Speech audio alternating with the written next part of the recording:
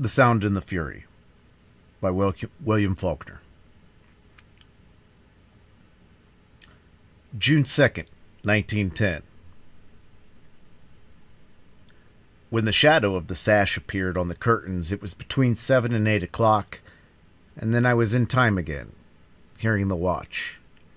It was grandfather's, and when father gave it to me, he said, "Quentin, I give you the mausoleum of all hope and desire. It's rather excruciatingly apt that you will use it to gain the reductio absurdum of all human experience which could fit your individual needs no better than it fitted his or his father's. I give it to you not that you may remember time, but that you might forget it now and then for a moment and not spend all your breath trying to conquer it, because no battle is ever won," he said. "They are not even fought. The field only reveals to man his own folly and despair, and victory is an illusion of philosophers and fools."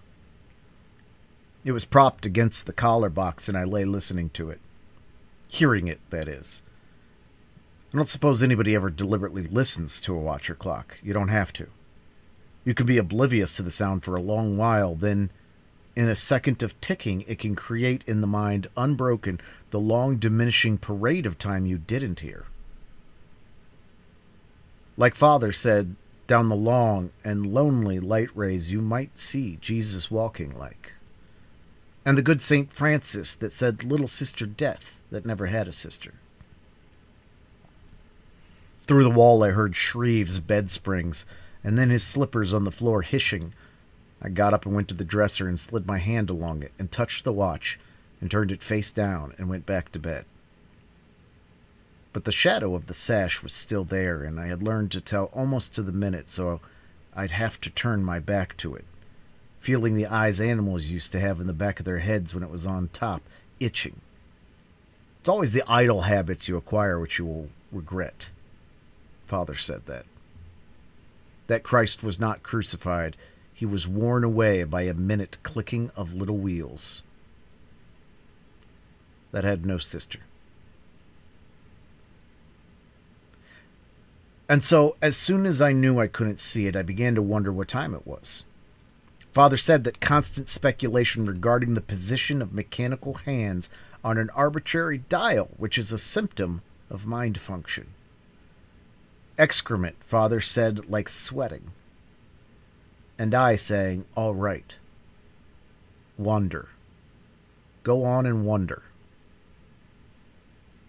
If it had been cloudy, I could have looked at the window, thinking what he said about idle habits, thinking it would be nice for them down at New London if the weather held up like this.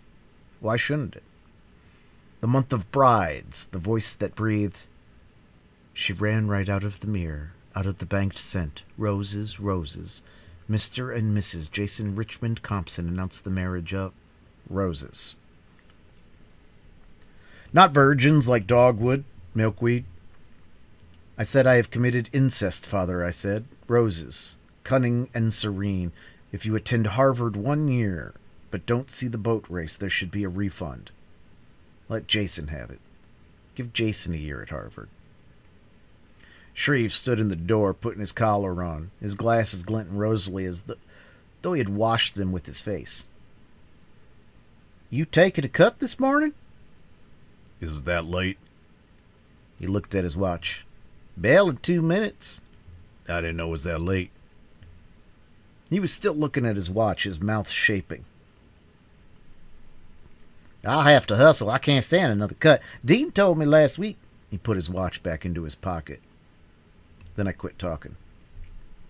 "You better slip your pants and run," he said. He went out. I got up and moved about, listened to him through the wall. He entered the sitting room toward the door. "Aren't you ready yet?" "Not yet. Run along. I'll make it." He went out. The door closed. His feet went down the corridor. Then I could hear the watch again. I quit moving around and went to the window and drew the curtains aside and watched them running for chapel. Same ones fighting the same heaving coat sleeves, same books and flapping collars flushing past like debris on a flood. And Spud, calling Shreve my husband. "Ah, let him alone," Shreve said. he's got better sense than to chase after the little dirty sluts whose business. In the South, you're ashamed of being a virgin. Boys, men, they lie about it. Because it means less to women, Father said.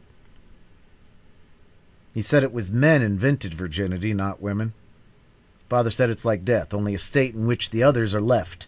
And I said, but to believe it doesn't matter. And he said, that's what's so sad about anything. Not only virginity.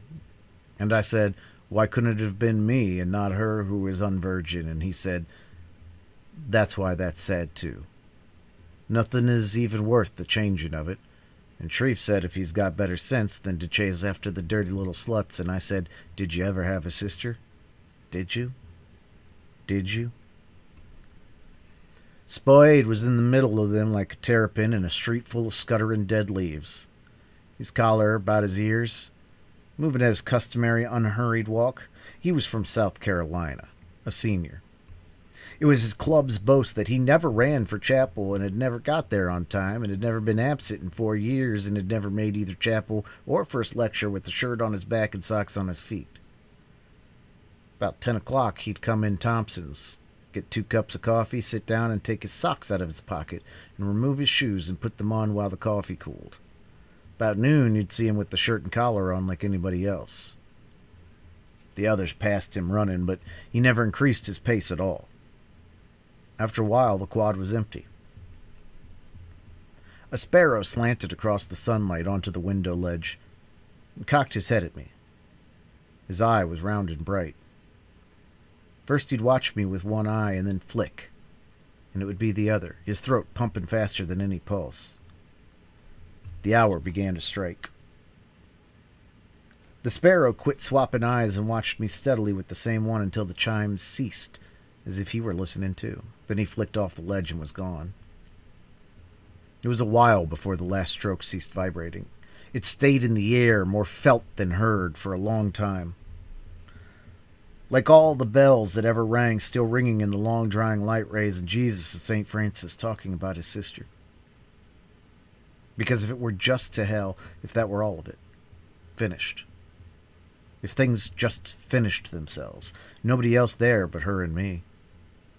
If we could have just done something so dreadful that they would not have fled hell except us. I've committed incest, I said, Father, and it was I and not Dalton Ames. And when he put Dalton Ames, when he put the pistol in my hand, I didn't. That's why I didn't. He would be there, and she would, and I would. Dalton Ames. If we could have just done something so dreadful, and Father said that's sad too. People cannot do anything that dreadful. They cannot do anything very dreadful at all. They cannot even remember tomorrow what seemed dreadful today. And I said, you can shirk all things. And he said, can you? And I will look down and see murmuring bones in the deep water like wind, like a roof of wind. And after a long time they cannot distinguish even bones upon the lonely and inviolate sand. Until on the day when he says rise, only the flat iron would come floating up. It's not when you realize that nothing can help you. Religion, pride, anything. It's when you realize you don't need any aid. Dalton Ames. If I could have been his mother lying with open body lifted, laughing, holding his father with my hand refraining, seeing, watching him die before he lived. 1 minute she was standing in the door. I went to the dresser and took up the watch with the face still down. I tapped the crystal on the corner of the dresser and caught the fragments of glass in my hand and put them into the ashtray and twisted the hands off and put them in the tray. The watch ticked on. I turned the face up the blank dial with little wheels clicking and clicking behind it, not knowing any better. Jesus walking on Galilee and Washington, not telling lies. Father brought back a watch charm from the St. Louis Fair to Jason, a tiny opera glass into which you squinted with one eye and saw a skyscraper, a Ferris wheel, all spidery, Niagara Falls on a pinhead. There was a red smear on the dial. When I saw it, my thumb began to smart. I put the watch down and went into Shreve's room and got the iodine and painted the cut. I cleaned the rest of the glass out of the rim with the towel. I laid out 2 suits of underwear with socks, shirts, collars, and ties and packed my trunk. I put in everything except my new suit and an old one, and 2 pairs of shoes and 2 hats and my books. I carried the books into the sitting room and stacked them on the table, the ones I had brought home and the ones Father said it used to be a gentleman, was known by his books. Nowadays he's known by the ones he has not returned. And locked the trunk and addressed it. The quarter hour sounded. I stopped and listened to it until the chimes ceased. I bathed and shaved. The water made my fingers smart a little, so I painted it again. I put on my new suit and put my watch on and packed the other suit and the accessories and my razor and brushes in my handbag, and wrapped the trunk key into a sheet of paper and put it in an envelope and addressed it to Father, and wrote the 2 notes and sealed them. The shadow hadn't quite cleared the stoop. I stopped inside the door, watching the shadow move. It moved almost perceptibly, creeping back inside the door, driving the shadow back into the door. Only she was running already when I heard it. In the mirror she was running before I knew what it was, that quick, her train caught up over her arm. She ran out of the mirror like a cloud, her veil swirling in long glints, her heels brittle and fast, clutching her dress onto her shoulder with the other hand, running out of the mirror, the smell. Roses, the voice that breathed o'er Eden. Then she was across the porch. I couldn't hear her heels. Then in the moonlight, like a cloud, the floating shadow of the veil running across the grass into the bellowing. She ran out of her dress, clutching her bridle, running into the bellowing where TP and the do woo-wee sarsaparilla Benji under the box bellowing. Father had a V-shaped silver cuirass on his running chest. Shreve said, "Well, you didn't... Is it a wedding or a wake?" I couldn't make it, I said. "Not with all that primping. What's the matter? You think this was Sunday?" I reckon the police won't get me for wearing my new suit one time, I said. I was thinking about the square students. Have you got too proud to attend classes too? I'm going to eat first. The shadow on the stoop was gone. I stepped into sunlight, finding my shadow again. I walked down the steps just ahead of it. The half hour went. Then the chimes ceased and died away. Deacon wasn't at the post office either. I stamped the 2 envelopes and mailed the one to Father and put Shreve's in my inside pocket. Then I remembered where I had last seen the deacon. It was on Decoration Day in a GAR uniform in the middle of the parade. If you had waited long enough on any corner, you could see him in whatever parade came along.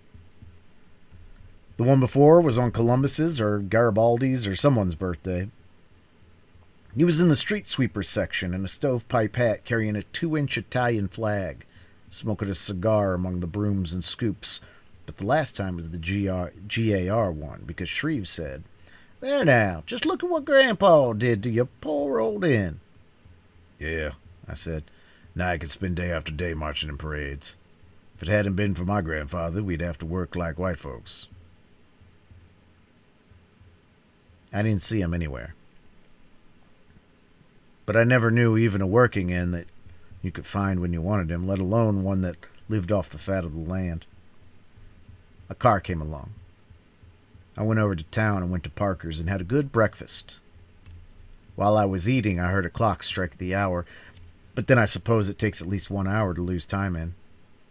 Who has been longer than history getting into the mechanical progression of it? When I finished breakfast, I bought a cigar. The girl said a 50-cent one was the best, so I took one and lit it and went out to the street. I stood there and took a couple puffs, then I held it in my hand and went on toward the corner. I passed a jeweler's window, but I looked away in time. At the corner, 2 boot blacks caught me, one on either side, shrill and raucous like blackbirds. I gave the cigar to one of them, and the other one a nickel. Then they let me alone. The one with the cigar was trying to sell it to the other one for the nickel. There was a clock high up in the sun, and I thought about how when you don't want to do a thing, your body will try to trick you into doing it, sort of unawares. I could feel the muscles in the back of my neck, and then I could hear my watch ticking away in my pocket, and after a while, I had all the other sounds shut away, leaving only the watch in my pocket. I turned back up the street to the window. He was working at the table behind the window. He was going bald. There was a glass in his eye, metal tube screwed into his face. I went in. The place was full of ticking, like crickets in September grass, and I could hear a big clock on the wall above his head. He looked up, his eye big and blurred and rushing beyond the glass. I took mine out and handed it to him. I broke my watch. He flipped it over in his hand. I should say you had. You must have stepped on it. Yes, sir. I knocked it off the dresser and stepped on it in the dark. It's still running, though. He pried the back open and squinted into it. Seem to be all right. I can't tell until I go over it, though. I'll go and do it this afternoon. I'll bring it back later, I said. Do you mind telling me if any of these watches in the window are right? He held my watch onto his palm and looked at me with his blurred, rushing eye. I made a bet with a fellow, I said, and I forgot my glasses this morning. Why, all right, he said. He laid the watch down and half rose on his stool and looked over the barrier. Then he glanced up at the wall. It's Don't tell me, I said. Please, sir. Just tell me if any of them are right. He looked at me again. He sat back on the stool and pushed the glass up onto his forehead. Left a red circle around his eye, and when it was gone, his whole face looked naked. What are you celebrating today? He said. That boat race ain't until next week, is it? Nah, sir. It's just a private celebration. Birthday. Are any of them right? Nah. But they haven't been regulated and set yet. If you're thinking of buying one of them. No, sir. I don't need a watch. I've got a clock in our sitting room. I'll have this one fixed when I do. I reached my hand. Better leave it now. I'll bring it back later. He gave me the watch. I put it in my pocket. I couldn't hear it now above all the others. I'm much obliged to you. I hope I haven't taken up your time. That's all right.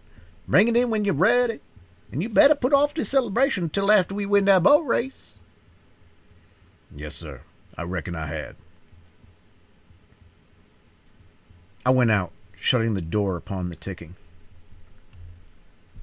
I looked back into the window. He was watching me across the barrier. There were about a dozen watches in the window, a dozen different hours, and each with the same assertive and contradictory assurance that mine had without any hands at all. Contradicting one another. I could hear mine ticking away inside my pocket, even though nobody could see it, even though it could tell nothing if anyone could. And so I told myself to take that one. Because Father said clocks slay time. He said time is dead as long as it is being clicked off by little wheels. Only when the clock stops does time come to life. The hands were extended slightly off the horizontal at a faint angle, like a gull tilting into the wind. Holding all I used to be sorry about, like the new moon holding water in, say. The jeweler was working again, bent over his bench, the tube tunneled into his face. His hair was parted in the center. The part ran up into the bald spot like a drained marsh in December. I saw the hardware store across the street. I didn't know you bought flat irons by the pound. Clerk said, "These weigh 10 pounds. Only they were bigger than I thought, so I got 2 6-pound little ones. Because they would look like a pair of shoes wrapped up. They felt heavy enough together, but I thought again how Father had said about the reductio absurdum of human experience, thinking how the only opportunity I seemed to have for the application of Harvard. Maybe by next year. I think he makes it 2 years in school to learn to do that properly. But they felt heavy enough in the air.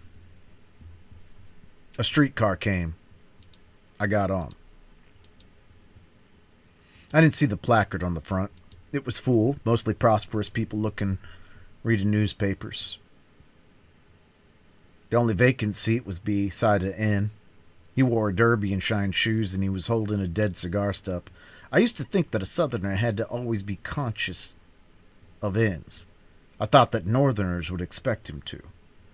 When I first came east, I kept thinking you've got to remember to think of them as colored people, not inns, and if it hadn't happened that I wasn't thrown within many of them, I'd have wasted a lot of time and trouble before I learned that the best way to take all people, black or white, is to take them for what they think they are, and then leave them all alone. That was when I realized that an inn is not a person so much as a form of behavior, a sort of obverse reflection of the white people he lives among. But I thought at first that I ought to miss having a lot of them around me because I thought that Northerners thought I did. But I didn't know that I really had missed Roscus and Dilsey and them until that morning in Virginia. The train was stopped when I waked, and I raised the shade and looked out. The car was blocking a road crossing with two white fences. Came down a hill and then sprayed outward and downward like part of a skeleton of a horn, and there was an inn on a mule in the middle of the stiff ruts waiting for the train to move. How long he had been there I didn't know, but he sat straddle of the mule, his head wrapped in a piece of blanket, as if they had been built there with the fence and the road, or with the hill, carved out of the hill itself like a sign put there saying, "You are home again." He didn't have a saddle, and his feet dangled almost to the ground. Mule looked like a rabbit. I raised the window. "Hey, Uncle," I said, "is this the way?" "Sir?" He looked at me, then loosened the blanket, lifted it away from his ear.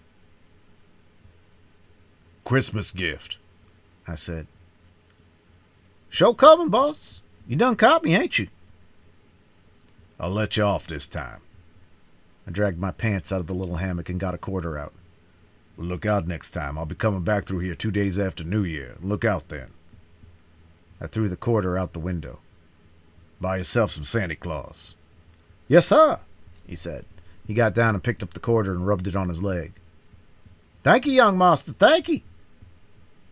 Then the train began to move. I leaned out the window into the cold air looking back. He stood there, beside the gaunt rabbit of a mule, the two of them shabby and motionless and unimpatient. The train swung around the curve, the engine puffing with short, heavy blasts, and they passed smoothly from sight that way, with that quality about them of shabby and timeless patience, of static serenity. That blending of childlike and ready incompetence and paradoxical reliability that tends and protects them it loves out of all reason and robs them steadily and evades responsibility and obligations by means too barefaced to be called subterfuge, even, and is taken in theft or evasion with only that frank and spontaneous admiration for the victor which a gentleman feels for anyone who beats him in a fair contest, and withal a fond and unflagging tolerance for white folks' vagaries like that of a grandparent for unpredictable and troublesome children, which I had forgotten. And all that day, while the train wound through rushing gaps and along ledges where movement was only a laboring sound of the exhaust and groaning wheels, and the eternal mountains stood fading into the thick sky, I thought of home, of the bleak station and the mud and the inns and country folks throwing slowly about the square with toy monkeys and wagons and candy and snacks and Roman candles sticking out, and my insides would move like they used to in school when the bell rang.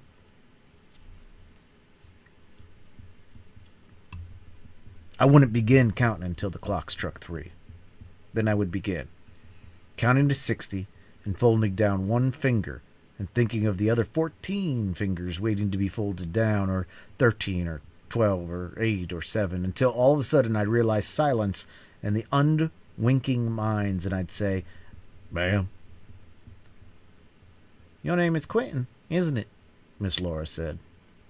Then more silence and the cruel, unwinking minds and hands jerking into silence. "Tell Quentin who discovered the Mississippi River, Henry." "DeSoto." Then the mines would go away, and after a while I'd be afraid if I'd gotten behind, and I'd count fast and hold down another finger. Then I'd be afraid I was going too fast, and I'd slow up. Then I'd get afraid and count fast again. So I never could come out even with the bell. And the release surging of feet moving already, feeling earth in the scuffed floor, and the day like a pane of glass struck a light, sharp blow, and my insides would move, sitting still. Moving, sitting still. 1 minute she was standing in the door, Benji, following. Benjamin, the child of mine old age, bellowing, "Caddy, Caddy, I'm going to run away." He began to cry. She went and touched him. "Hush, I'm not going to. Hush." He hushed. "Dilsey, he smell what you tell him when he want to. Don't have to listen nor talk. Can he smell that new name they give him? Can he smell bad luck? What do you want to worry about luck for? Luck can't do him no hurt. What they change his name for if they ain't trying to help his luck?" The streetcar stopped again. Below the window I watched the crowns of people's heads passing beneath new straw hats, not yet unbleached. There were women in the car now, with market baskets, and men in work clothes were beginning to outnumber the shined shoes and collars. The inn touched my knee. "Bottom me," he said. I swung my legs out and let him pass. We were going beside a blank wall, sound clattering back into the car, at the women with market baskets on their knees, and a man in a stained hat with a pipe stuck in his hand. I could smell water, and in a break in the wall I saw a glint of water and two masts and a gull motionless in midair, like on an invisible wire between the masts, and I raised my hand and through my coat touched the letters I had written. When the car stopped, I got off. The bridge was open to let a schooner through. She was in tow, the tug nudging along under her quarter, trailing smoke, but the ship herself was like she was moving without visible means. A man, naked to the waist, was coiling down a line of the fossil head. His body was burned the color of leaf tobacco. Another man in a straw hat without any crown was at the wheel. The ship went through the bridge, moving under bare poles like a ghost in broad day, with three gulls hovering above the stern like toys on invisible wires.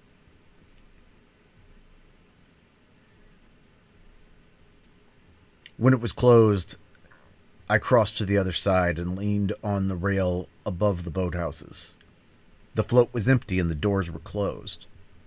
The crew just pulled in the late afternoon now, resting up before the shadow of the bridge, the tiers of railing, my shadow leaning flat upon the water. So easily had I tricked it that it would not quit me. At least 50 feet it was. And if I only had something to blot it into the water, holding it until it was drowned, the shadow of the package like two shoes wrapped up, lying on the water. Inns say a drowned man's shadow was watching for him in the water all the time. It twinkled and glinted like breathing, the float slow like breathing too, and debris half submerged, heeling out to the sea and the caverns and the grottos of the sea.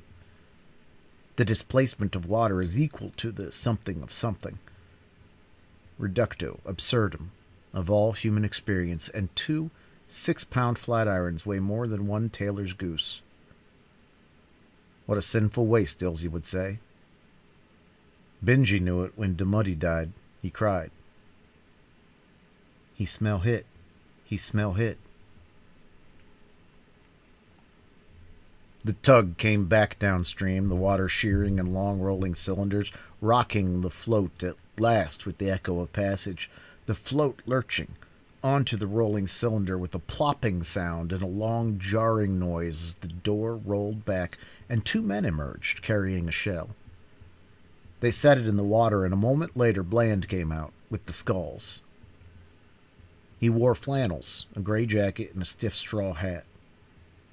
Either he or his mother had read somewhere that Oxford students pulled in flannels and stiff hats, so early one March they bought a Gerald and a 1-pair shell, and his flannels and stiff hat he went on the river. The folks at the boathouses threatened to call a policeman, but he went away. His mother came down in a hired auto, in a fur suit like an Arctic explorer's and saw him off in a 25-mile wind and a steady drove of ice floes like dirty sheep. Ever since then, I have believed that God is not only a gentleman and a sport, he is a Kentuckian, too. When he sailed away, she made a detour and came down to the river again and drove along parallel with him, the car in low gear. They said you couldn't have told they'd ever seen one another before, like a king and queen, not even looking at one another, just moving side by side across Massachusetts on parallel courses like a couple of planets. He got in and pulled away. He pulled pretty well now. He ought to. They said his mother tried to make him give rowing up and do something else the rest of his class couldn't or wouldn't do, but for once he was stubborn. If you could call it stubbornness, sitting in his attitudes of princely boredom, with his curly yellow hair and his violet eyes and his eyelashes and his New York clothes, while his mom was telling us about Gerald's horses and Gerald's inns and Gerald's women. Husbands and fathers in Kentucky must have been awful glad when she carried Gerald off to Cambridge. She had an apartment over in town, and Gerald had one there too, besides his rooms in college. She approved of Gerald associating with me because I at least revealed a blundering sense of noblesse oblige by getting myself born below Mason and Dixon and a few others whose geography met the requirements minimum. Forgave, at least, or condoned. But since she met Spoade coming out of chapel one, he said she couldn't be a lady. No lady would be out at that hour of the night. She never been able to forgive him for having 5 names, including that of a present English ducal house. I'm sure she solaced herself by being convinced that some misfit Maingalt or Mortimer had got mixed up with the lodge keeper's daughter, which was quite probable, whether she invented it or not. Spoade was the world's champion sitter around, no holds barred and gouging discretionary.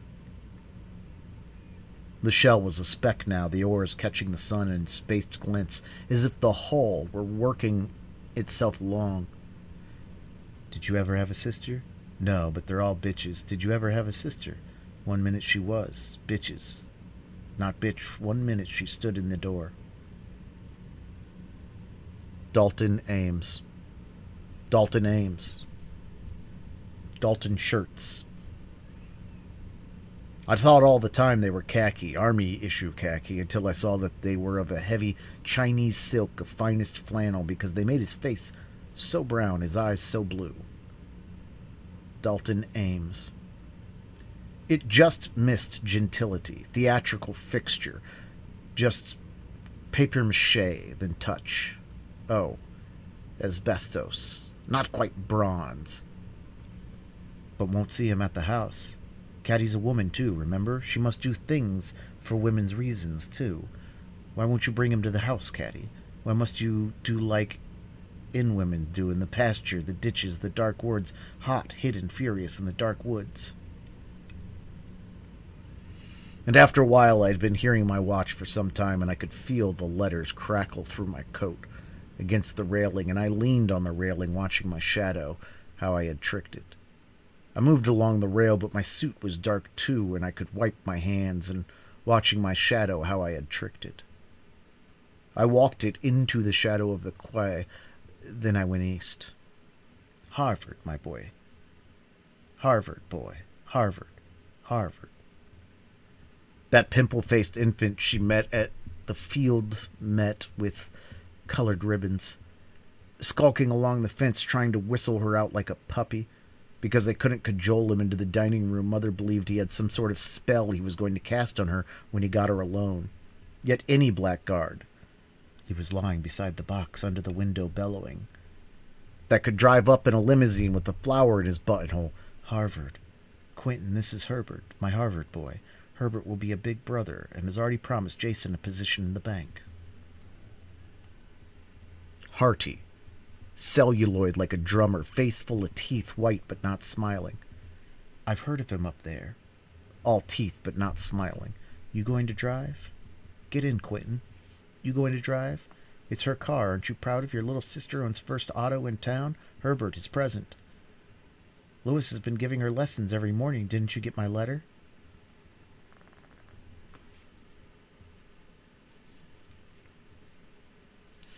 Mr. and Mrs. Jason Richard Compson announced the marriage of their daughter, Candace, to Mr. Sidney Herbert Head on the 25th of April, 1910, at Jefferson, Mississippi.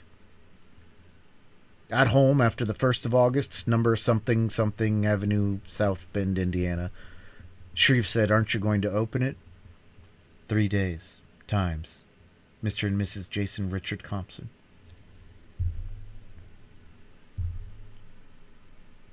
Young Lochtenvar rode out of the West a little too soon, didn't he? I'm from the South. You're funny, aren't you? Oh, yes, I knew it was somewhere in the country. You're funny, aren't you? You ought to join the circus. I did. That's how I ruined my eyes watering the elephant's fleas. 3 times. These country girls. You can't even tell about them, can you?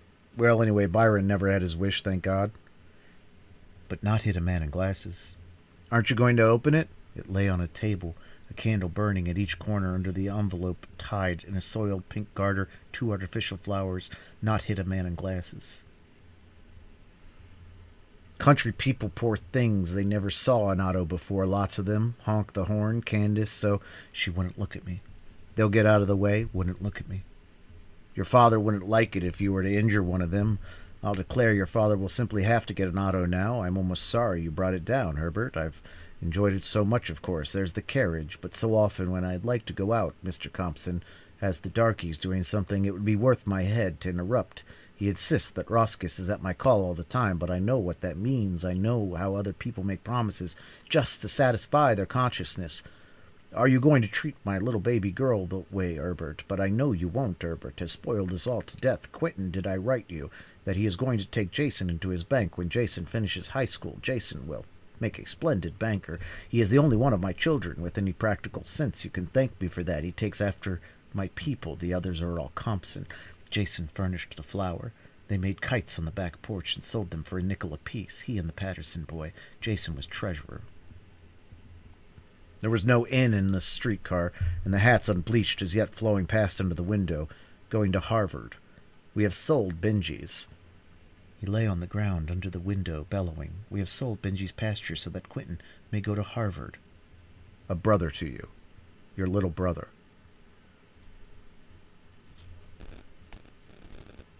You should have a car. It's done. You no end of good. Don't you think so, Quentin? I call him Quentin at once, you see. I have heard so much about him from Candace. Why shouldn't you? I want my boys to be more than friends. Yes, Candace and Quentin, more than friends. Father, I have committed... What a pity you had no brother or sister. No sister, no sister, had no sister. Don't ask Quentin. He and Mr. Compson both feel a little insulted when I am strong enough to come down to the table. I'm going on nerve now. I'll pay for it after it's all over and you have taken my little daughter away from me. My little sister had no... If I could say mother, mother. Unless I do what I am tempted to and take you instead, I don't think Mr. Compson could overtake the car. Ah, Herbert, Candace, do you hear that? She wouldn't look at me, soft, stubborn jaw angle, not back-looking. You needn't be jealous, though. It's just an old woman's... He's flattering a grown, married daughter. I can't believe it. Nonsense. You look like a girl. You are lots younger than Candace. Color in your cheeks, like a girl.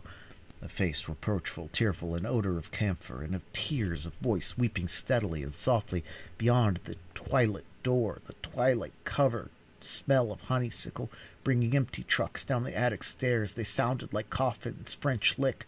Found not death at the Salt Lick. Hats not unbleached and not hats. In 3 years I cannot wear a hat. I could not. Was. Will there be hats then, since I was not, and not Harvard then?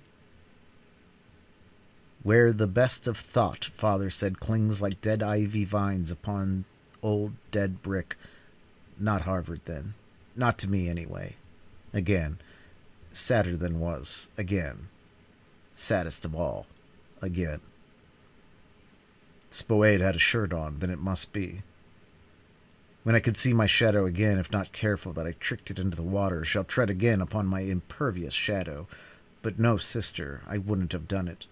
I won't have my daughter spied on. I wouldn't have. How can I control any of them when you have always taught them to have no respect for me and my wishes? I know you look down on my people, but is that any reason for teaching my children, my own children I have suffered for, to have no respect? Trampling my shadow's bones into the concrete with hard heels, and then I was hearing the watch.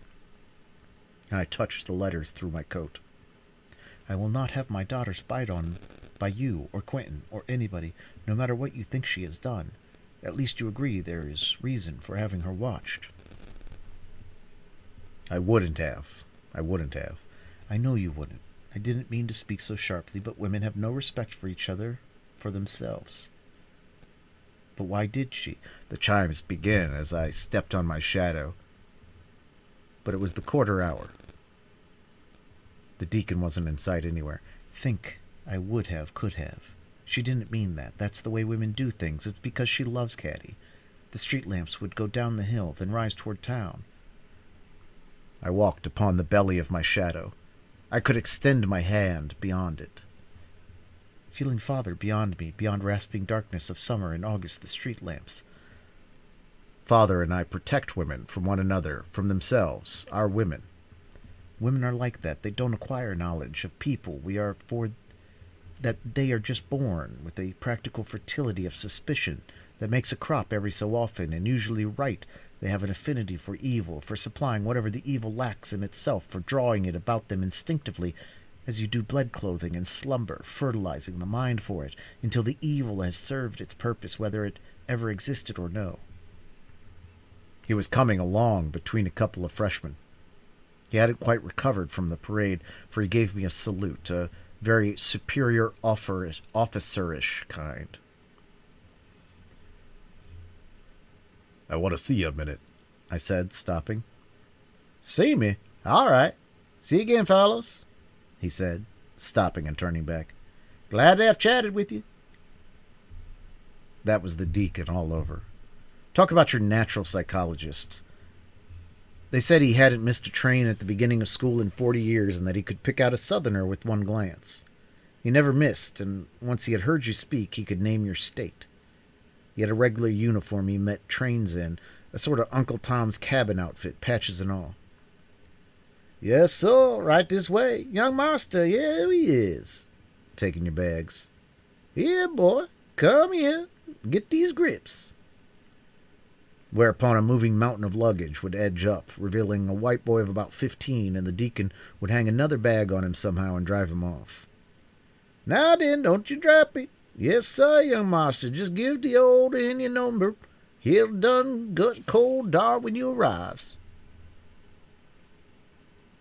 From then on until you had completely subjugated, he was always in or out of your room, ubiquitous and garrulous, though his manner gradually moved northward as his raiment improved, until at last, when he had bled you, until you began to learn better, he was calling you Quentin or whatever, and when you saw him next, he'd be wearing a cast-off Brooks suit and a hat with a Princeton club. I forget which band that someone had given him, which he was pleasantly and unshakably convinced was a part of Abe Lincoln's military sash. Someone spread the story years ago when he first appeared around college from wherever he came from, that he was a graduate of the divinity school, and when he came to understand what it meant, he was so taken with it that he had began to retell the story himself, until at last he must come to believe he really had.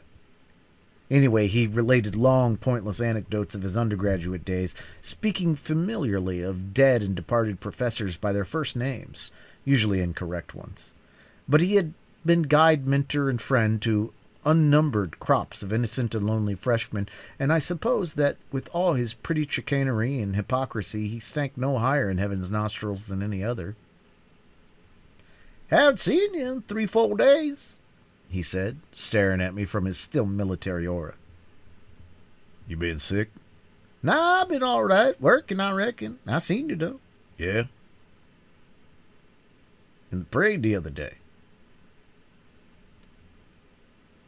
Oh, that, yeah. I was there. I don't care nothing about that sort of thing, you understand? But the boys like to have me with them. The veterans does.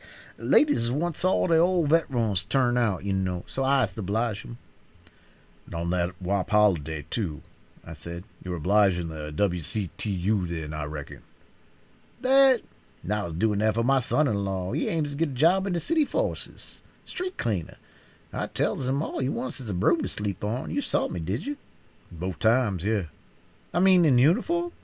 How'd I look? You looked fine. You looked better than any of them. It ought to make you a general, Deacon. He touched my arm lightly, his hand that worn, gentle quality in his hands. Listen, this ain't for outside talk, and I don't mind telling you because you and me's the same folks come long or short. He leaned a little to me, speaking rapidly, his eyes not looking at me. I got strings out right now. Wait till next year. Just wait and see where I'm watching. I don't need to tell you how I'm fixing it. I just say, just wait and see, my boy. He looked at me now and clapped me lightly on the shoulder and rocked back on his heels, nodding at me. Yes, sir. I didn't turn Democrat 3 years ago for nothing.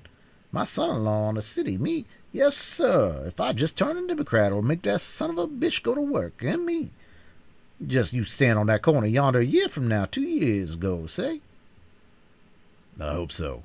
You deserve it, Deacon. And while I think about it, I took the letter from my pocket.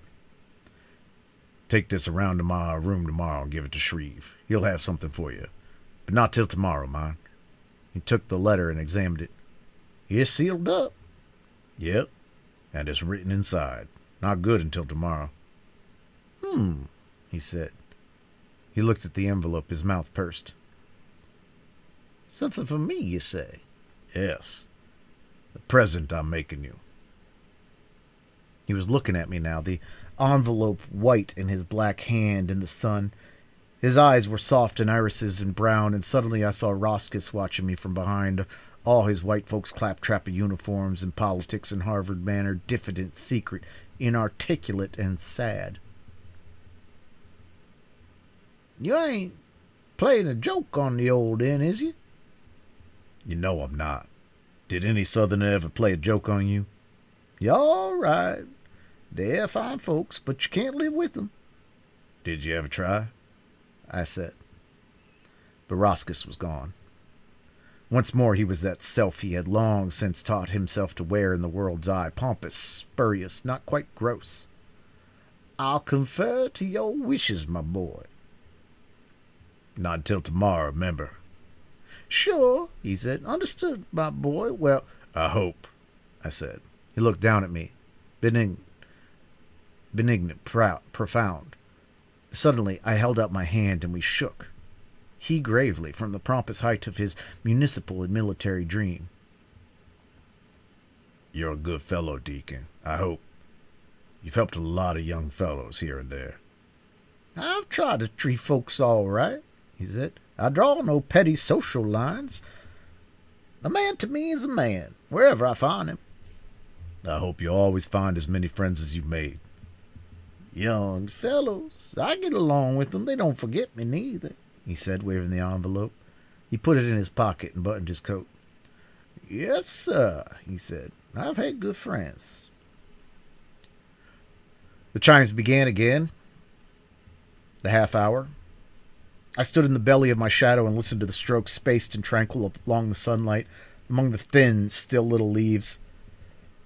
Spaced and peaceful and serene with that quality of autumn always in bells, even in the month of brides. Lying on the ground under the window bellowing. He took one look at her and knew, out of the mouths of babes, the street lamps. The chimes ceased. I went back to the post office, treading my shadow into pavement. Go down the hill, then they rise toward town like lanterns hung one above another on a wall. Father said because she loves caddies, she loves people through their shortcomings. Uncle Maury, straddling his legs before the fire, must remove one hand long enough to drink Christmas. Jason ran on, his hands in his pockets, fell down and lay there like a trussed fowl until Verse set him up. Why don't you keep your hands out in your pockets when you run and you could stand them up then? Rolling his head in the cradle, rolling it flat across the back, Cotty told Jason Versh said that Uncle Maury didn't work was that he used his head in the cradle when he was little. Shreve was coming up the walk, shambling, fatly earnest, his glasses glinting beneath the running leaves in the little pools. I gave Deacon a note for some things. I may not be in this afternoon, so don't let you have him anything until tomorrow, will you? All right. He looked at me. Say, what are you doing today, anyhow? All dressed up and mooning around like a prologue to a suttee. Did you go to psychology this morning? I'm not doing anything. Not until tomorrow now. What's that you got there? Nothing. Pair of shoes I had half sold. Not till tomorrow, you hear? Sure. All right. Oh, by the way, did you get a letter off the table this morning? No. It's there. From Semiramis. Chauffeur brought it before 10 o'clock. All right, I'll get it. Wonder what she wants now. Another band recital, I guess. Dumpity-ta-ta, Gerald blah. A little louder on the drum, Quentin. God, I'm glad I'm not a gentleman. He went on, nursing a book, a little shapeless, fatly intent. The street lamps. Do you think so? Because one of our forefathers was a governor and 3 were generals and mothers weren't. Any live man is better than any dead man, but no live man or dead man is very much better than any other live or dead man. Done in mother's mind, though. Finished. Then we were all poisoned. You are confusing sin and morality. Women, don't do that. Your mother is thinking of morality, whether it be sin or not, has not occurred to her. Jason, I must go away. You keep the others. I'll take Jason and go where nobody knows us, so we'll have a chance to grow up and forget all of this. The others don't love me. They have never loved anything with that streak of constant selfishness and false pride. Jason was the only one my heart went out to without dread. Nonsense. Jason is all right. I was thinking that as soon as you feel better, you and Caddy might go up to French Lick and leave Jason here with nobody but you and the darkies. She will forget him. Then all the talk will die away. Found, not death, at the Salt Licks. Maybe I could find a husband for her, not death at the Salt Licks. The car came up and stopped. The bells were still ringing the half hour. I got on and it went on again, blotting the half hour. No, the 3/4. Then it would be 10 minutes anyway, to leave Harvard. Your mother's dream forsold Benji's pasture for.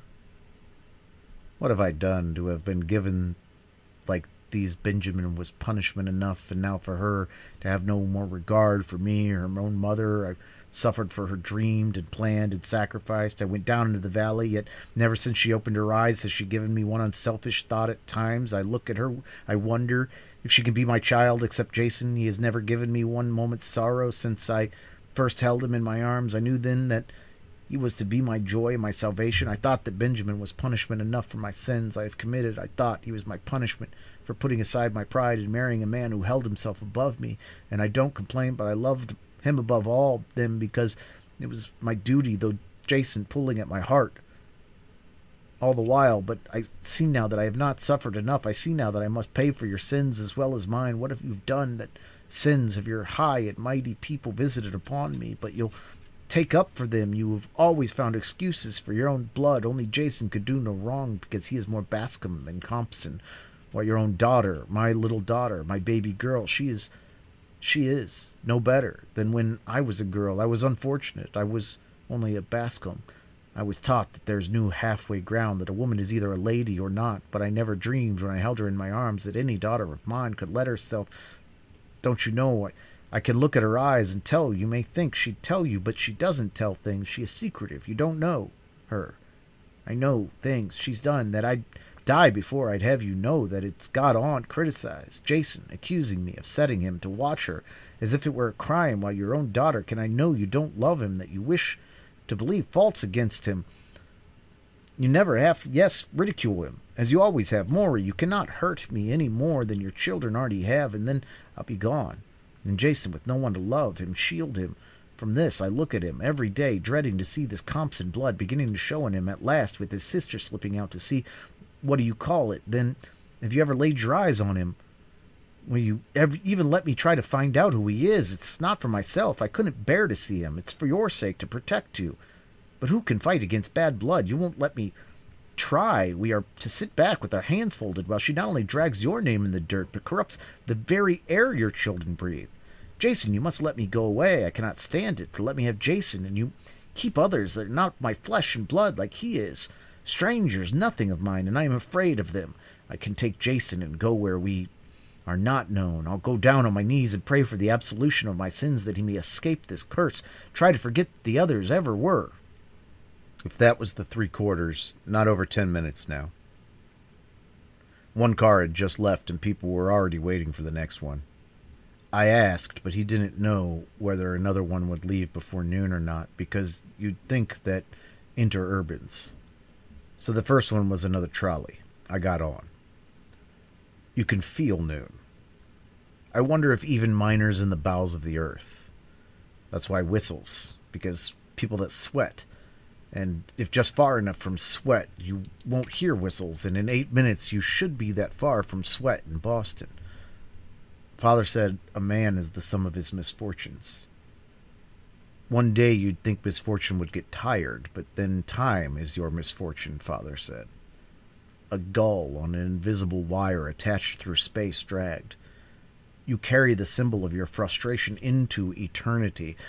Then the wings are bigger, Father said, only who can play a harp. I could hear my watch whenever the car stopped, but not often. They were already eating. Who would play a... Eating, the business of eating inside of you, space to space, a time confused, stomach saying noon, brain saying eat, o'clock. All right, I wonder what time it is, what of it? People were getting out. The trolley didn't stop so often now, emptied by eating. Then it was past. I got off and stood in my shadow, and after a while a car came along, and I got on and went back to the interurban station. There was a car ready to leave, and I found a seat next to the window, and it started, and I watched it sort of frazzle out into slack-tide flats and then trees. Now and then I saw the river, and I thought how nice it would be for them down at New London if the weather and Gerald's shell going solemnly up the glinting forenoon, and I wondered what the old woman would be wanting now, sending me a note before 10 o'clock in the morning. What picture of Gerald I to be one of the Dalton Ames, oh, asbestos, Quentin has shot. Background. Something with girls in it. Women do have always his voice above the gabble, voice that breathes. An affinity for evil, for believing that no woman is to be trusted, but that some men are too innocent to protect themselves. Plain girls, remote cousins and family friends whom mere acquaintanceship invested with some sort of blood obligation, noblesse oblige. And she sitting there telling us before their faces what a sham it was that Gerald should have all the family looks because a man didn't need it, was better off without it, but without it a girl was simply lost. Telling us about Gerald's women in a Quentin has shot Herbert. He shot his voice through the floor of Caddy's room. Tone of smug approbation. When he was 17, I said to him one day, what a shame that you should have a mouth like that. It should be on a girl's face. And can you imagine the curtains leaning in on the twilight upon the odor of the apple tree, her head against the twilight, her arms behind her head, kimono-winged, the voice that breathed o'er Eden's close upon the bed by the nose seen above the apple. What he said? Just 17, mind. Mother, he said, it often is. And him sitting there in attitudes regal, watching 2 or 3 of them through his eyelashes. They gushed like swallows swooping his eyelashes. Shreve said he always had. Are you going to look after Benji and Father? The less you say about Benji and Father, the better when you have ever considered them. Caddy, promise. You didn't worry about them. You're getting out in good shape. Promise. I'm sick. You'll have to promise. One or two invented that joke, but then he was always had considered Mrs. Bland a remarkably preserved woman. He said she was grooming Gerald to seduce a duchess sometime. She called Shreve, that fat Canadian youth. Twice she arranged a new roommate for me without consulting me at all. Once for me to move out, once for... He opened the door in the twilight. His face looked like a pumpkin pie. Well, I'll say a fond farewell. Cruel fate may part us, but I will never love another. Never. What are you talking about? I'm talking about cruel fate and 8 yards of apricot silk and more metal pound for pound than a galley slave and the sole owner and proprietor of the unchallenged peripatetic John of the late Confederacy. Then he told me how she had gone to the proctor to have him moved out, and how the proctor had revealed enough low stubbornness to insist on consulting Shreve first. Then she suggested that he send for Shreve right off and do it, and he wouldn't do that, so after that she was hardly civil to Shreve. "I make it a point never to speak harshly of females," Shreve said, "but that woman's got more ways like a bitch than any lady in these sovereign states and dominions." And now letter on the table, by hand, command, orchid, scented, colored. If she knew I had passed almost beneath the window, knowing it there without, "My dear madam, I have not yet had an opportunity of receiving your communication, but I beg in advance to be excused today or yesterday or tomorrow, or when, as I remember that the next one is to be how Gerald throws his inn downstairs, and how the inn plead to be allowed to matriculate in the divinity school to be near Master Marsh Gerald, and how he ran all the way to the station beside the carriage with tears in his eyes when Marsh Gerald rid away, and I will wait until the day for the one about the sawmill husband came to the kitchen door with a shotgun. Gerald went down and bit the gun in two and handed it back and wiped his hands on a silk handkerchief, threw the handkerchief in the stove. I've only heard that one twice. Shot him through the... I saw you come in here, so I watched my chance and came along. Thought we might get acquainted, have a cigar. Thanks, I don't smoke. No, things must have changed up there since my day. Mind if I light up? Help yourself. Thanks, I've heard a lot. I guess your mother won't mind if I put the match behind the screen, will she? A lot about you. Candace talked about you all the time up here there at Licks. I got pretty jealous. I says to myself, who is this Quentin anyway? I must see what this animal looks like, because I was hit pretty hard. See, soon as I saw the little girl, I don't mind telling you, it had never occurred to me it was her brother she kept talking about. She couldn't have talked about you any more.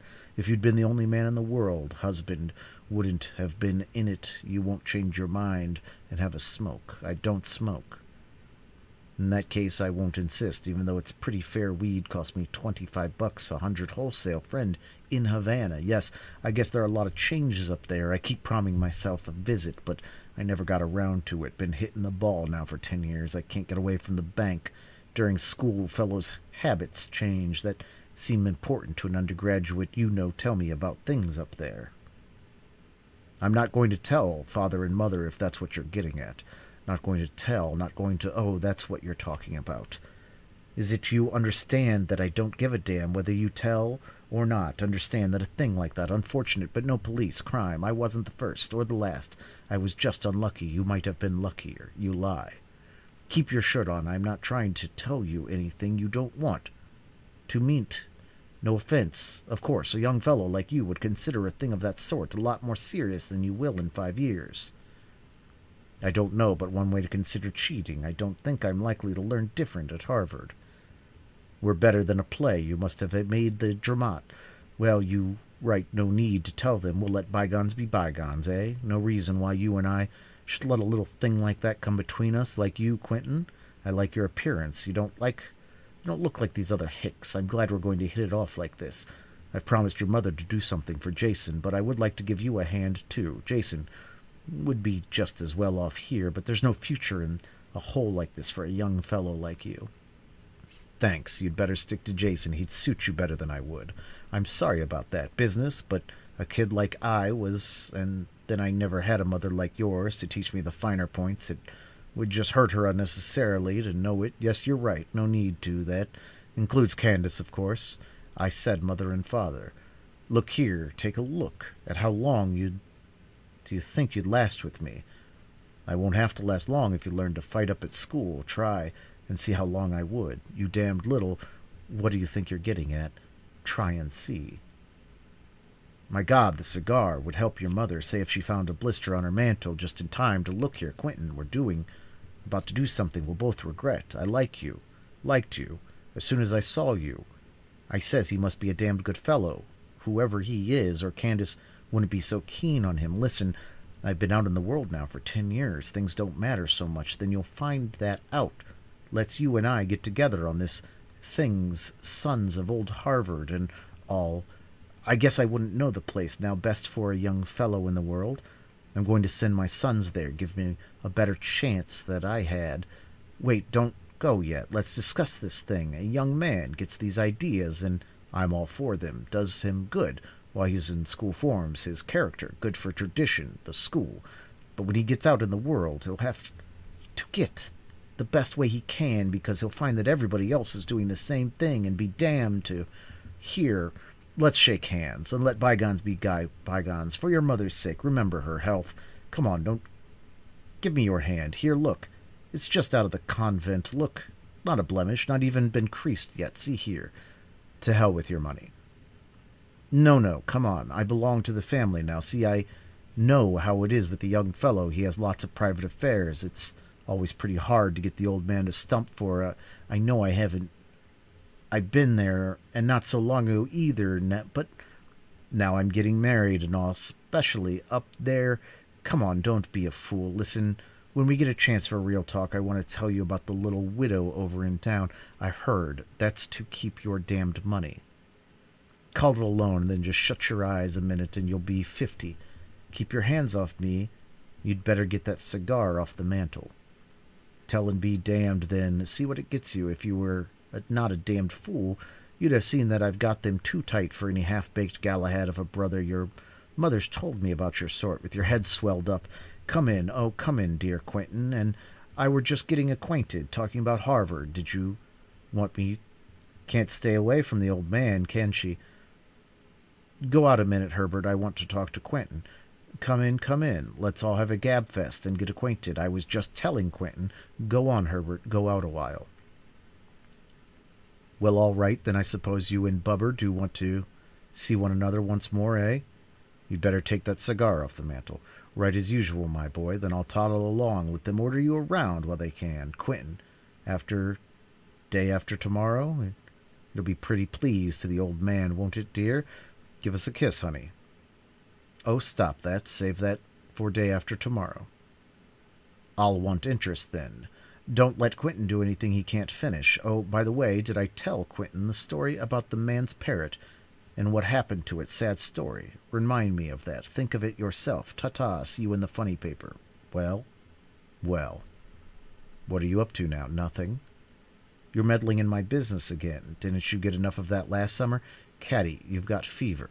You're sick. How are you sick? I'm just sick. I can't ask. Shot his voice through the... Not that blackguard, Caddy. Now and then the river glinted beyond things in sort of swooping glints. Across noon and after. Well, after now. Though we had passed where he was still pulling upstream, majestical in the face of gods. Better. Gods. God would be canile too in Boston and Massachusetts, or maybe just not a husband. The wet oars winking him along in bright winks and female palms, adjulant.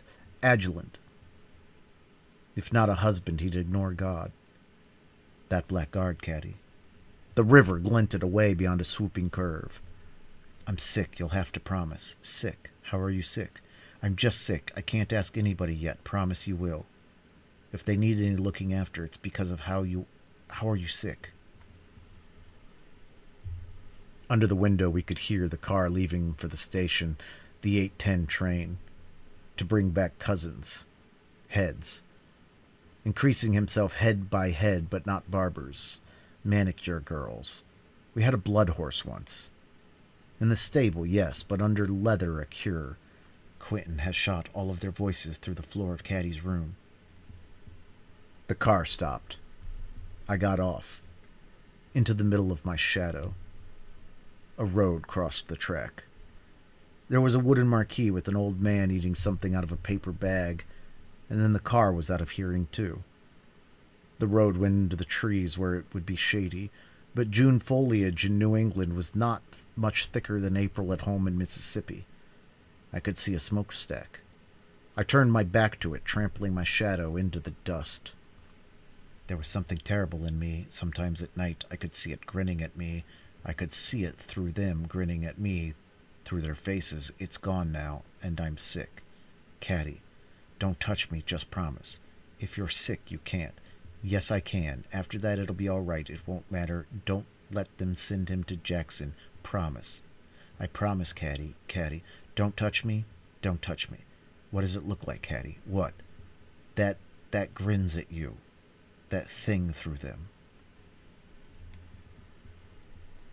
I could still see the smokestack. That's where the water would be. Heading out to the sea and the peaceful grottos. Tumbling peacefully they would, and when he said rise, only the flat irons. When Versh and I hunted all day, we wouldn't take any lunch, and at 12 o'clock, I'd get hungry.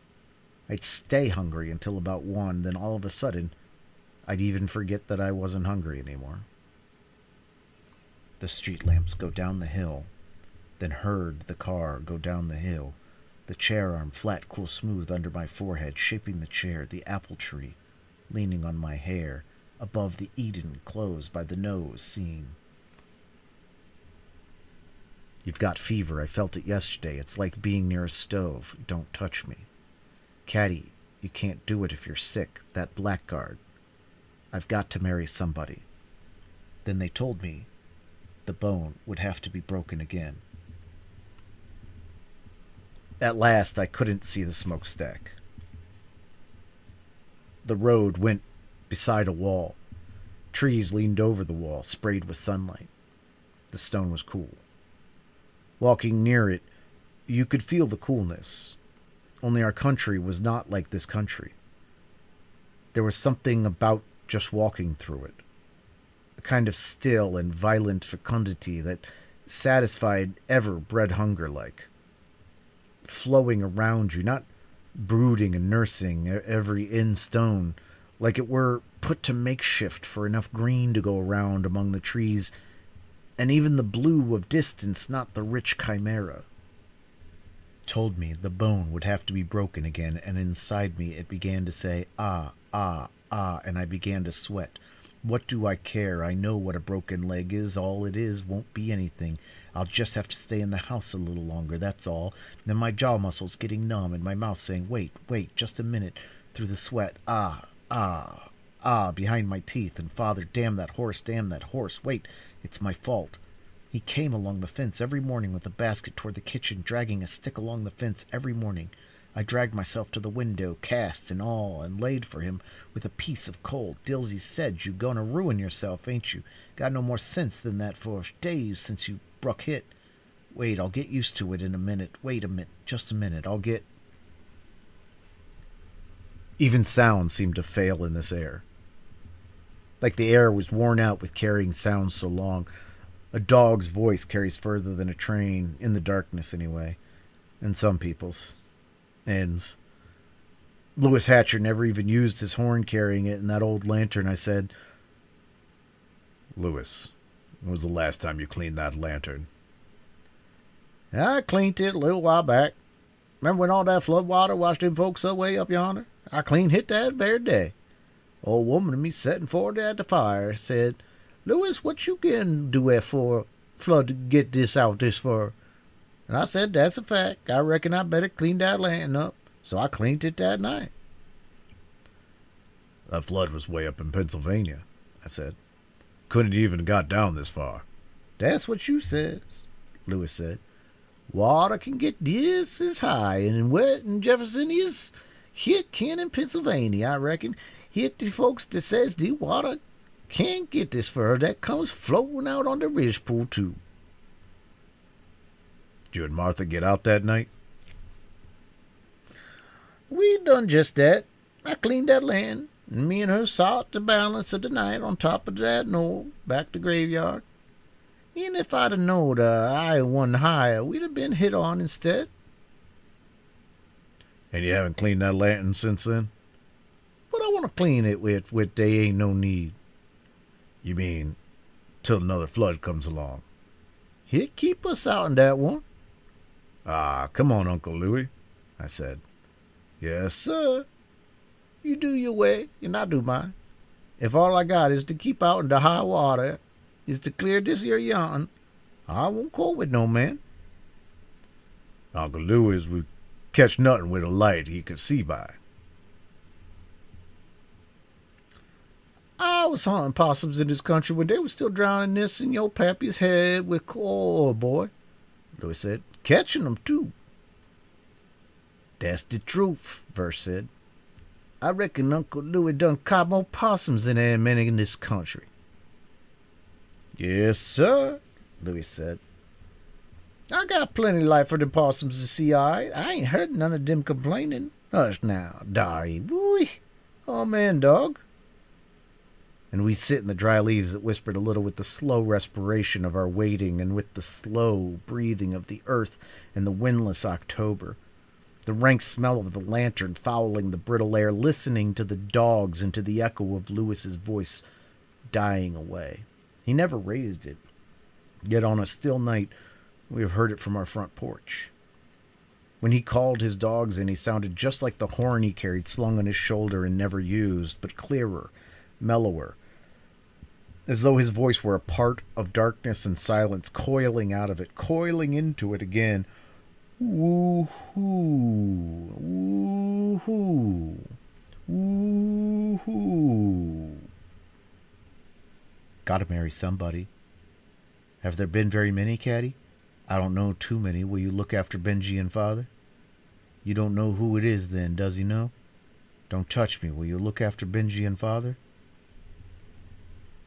I began to feel the water before I came to the bridge. The bridge was of gray stone, lichened, dappled with slow moisture where the fungus crept.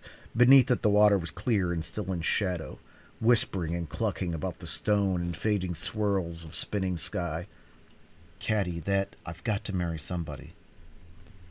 Versh told me about a man mutilated himself. He went into the woods and did it with a razor, sitting in a ditch. A broken razor, flinging them backward over his shoulder, the same motion completed the jerked skein of blood backward, not looping. But that's not it. It's not having them. It's never to have had them, then I could say, oh, that's Chinese, I don't know Chinese. And Father said it's because you are a virgin, don't you see? Women are never virgins. Purity is a negative state, and therefore contrary to nature. Its nature is hurting you, not Caddy. And I said, that's just words. And he said, so is virginity. And I said, you don't know. You can't know. And he said, yes. On the instant we come to realize that tragedy is second-hand. Where the shadow of the bridge fell, I could see down for a long way, but not as far as the bottom. When you leave a leaf in water a long time, after a while the tissue will be gone and the delicate fibers waving slow as the motion of sleep. They don't touch one another, no matter how knotted up they once were, no matter how close they lay once to the bones. And maybe when he says rise, the eyes will come floating up too, out of the deep quiet and the sleep, to look on glory. And after a while the flatirons would come floating up. I hid them under the end of the bridge and went back and leaned on the rail. I could not see the bottom, but I could see a long way into the motion of the water before the eye gave out. And then I saw a shadow hanging like a fat arrow stemming into the current. Mayflies skimmed in and out of the shadow of the bridge just above the surface. If it could just be a hell beyond that, the clean flame, the two of us more than dead, then you will have only me then, the two of us amid the pointing of the horror beyond the clean flame. The arrow increased without motion. Then in a quick swirl, the trout leapt to fly beneath the surface with that sort of gigantic delicacy of an elephant picking up a peanut. The fading vortex drifting away downstream, and then I saw the arrow again, nose into the current, wavering delicately to the motion of the water, above which the mayflies slanted and poised. Only you and me then amid the pointing and the horror walled by the clean flame. The trout hung, delicate and motionless among the wavering shadows.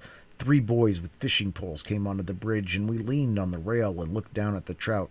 They knew the fish. He was a neighborhood character. They've been trying to catch that trout for 25 years. There's a store in Boston offers a $25 fishing rod to anybody that can catch him. Why don't y'all catch him then? Wouldn't you like to have $25 fishing rod? Yeah, they said. They leaned on the rail looking down at the trout. I sure would, one said. I wouldn't take the rod, second said. I'd take the money instead. Maybe they wouldn't do that, first said. I bet he'd make you take the rod. Then I'd sell it. You couldn't get $25 for it. I'd take what I could get then. I could catch just as many fish with this pole as I could with the $25 one. Then they talked about what they would do with $25. They all talked at once, their voices insistent and contradictory and impatient, making of unreality a possibility, then a probability, then an incontrovertible fact, as people will do when their desires become words. I'd buy a horse and a wagon, second said. Yes, you would, the other said.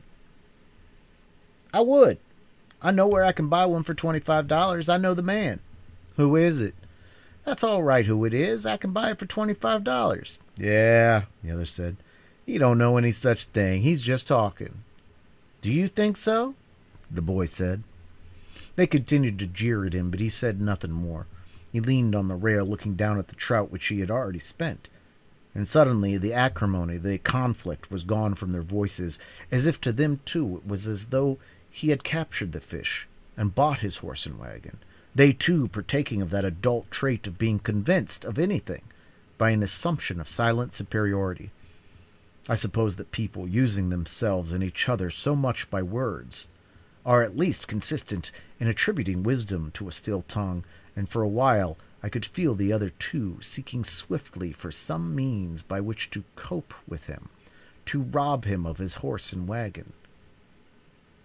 You couldn't get $25 for that pole, the first said. I bet anything you couldn't. He hasn't caught the trout yet, the third said suddenly. Then they both cried, Yeah, what'd I tell you? What's the man's name? I dare you to tell. There ain't any such man. Ah, shut up, the second said. Look, here he comes again. They leaned on the rail motionless, identical, their poles slanting slenderly in the sunlight. Also identical. The trout rose without haste, a shadow and faint wavering increase. Again, the little vortex faded slowly downstream. Gee, first one muttered. We don't try to catch him anymore, he said. We just watch Boston folks that come out and try. Is he the only fish in this pool? Yeah. He ran all the others out. Best place to fish around here is down at the eddy. No, it ain't, second said. It's better at Bigelow's mill, 2-1. Then they argued for a while about which was the best fishing, and then left off all of a sudden to watch the trout rise again and the broken swirl of water suck down a little of the sky. I asked how far it was to the nearest town. They told me. But the closest car line is that way, second said, pointing back down the road. Where are you going? Nowhere. Just walking. You from the college? Yeah. There any factories in that town? Factories? They looked at me. No, second said. Not there. They looked at my clothes. You looking for work? How about Bigelow's mill? Third said. That's a factory. Factory in my eye. He means a sure enough factory. One with a whistle, I said. I haven't heard any 1 o'clock whistles yet. Oh, second said. There's a clock in the Unitarian steeple. You can find out the time from that. Haven't you got a watch on that chain? I broke it this morning. I showed them my watch. They examined it gravely. It's still running, second said. What does a watch like that cost? It was a present. My father gave it to me when I graduated from high school. Are you Canadian? Third said. He had red hair. Canadian? He don't talk like them, second said. I've heard them talk. He talks like they do in minstrel shows. Say, third said, ain't you afraid he'll hit you? Hit me? You said he talks like a colored man. Ah, dry up, second said. You can see the steeple when you get over that hill there. I thanked them. I hope you have good luck. Only don't catch that old fellow down there. He deserves to be let alone. Can't anybody catch that fish, the first said. They leaned on the rail, looking down into the water, the three poles like three slanting threads of yellow fire in the sun. I walked upon my shadow, tramping it into the dappled shade of trees again. The road curved, mounting away from the water. It crossed the hill, then descended, winding, carrying the eye. The mind on ahead beneath the still green tunnel and the square cupola above the trees and the round eye of the clock, but far enough. I sat down at the roadside. The grass was ankle-deep, myriad. The shadows on the road were as still as if they had been put there with a pencil, with a stencil, with slanting pencils of sunlight. But it was only a train, and after a while it died away beyond the trees, the long sound, and then I could hear my watch and the train dying away, as though it were running through another month or another summer somewhere, rushing away under the poised gull and all things rushing. Except Gerald. He would be sort of grand, too, pulling in lonely state across the noon, rowing himself right out of noon, up the long, bright air like an apotheosis, mounting into a drowsing infinity where only he and the gull, the one terrifically motionless, the other in a steady and measured pool and recover that partook of inertia itself, the world punily beneath their shadows on the sun. Caddy, that black guard, Caddy. Their voices over the hill and the three slender poles, like balanced threads of running fire. They looked at me passing, not slowing. Well, I said, I don't see him. We didn't try to catch him, first said. Can't catch that fish. There's the clock, second said, pointing. You can tell the time when you get a little closer. Yeah, I said. All right. I got up. Y'all going to town? We're going to Eddy for chub, first said. You can't catch anything at the Eddy, second said. I guess you'll want to go to the mill, with a lot of fellows splashing and scaring all the fish away. Can't catch any fish at the Eddy. We won't catch none nowhere if we don't go on, third said. I don't see why you keep talking about the Eddy, second said. You can't catch anything there. You don't have to go, first said. You're not tied to me. Let's go to the mill and go swimming, third said. I'm going to the Eddy and fish, first said. You can do as you please. Say, how long's it been since you heard of anybody catching a fish at the Eddy? Second said to the third. Let's go to the mill and go swimming, third said.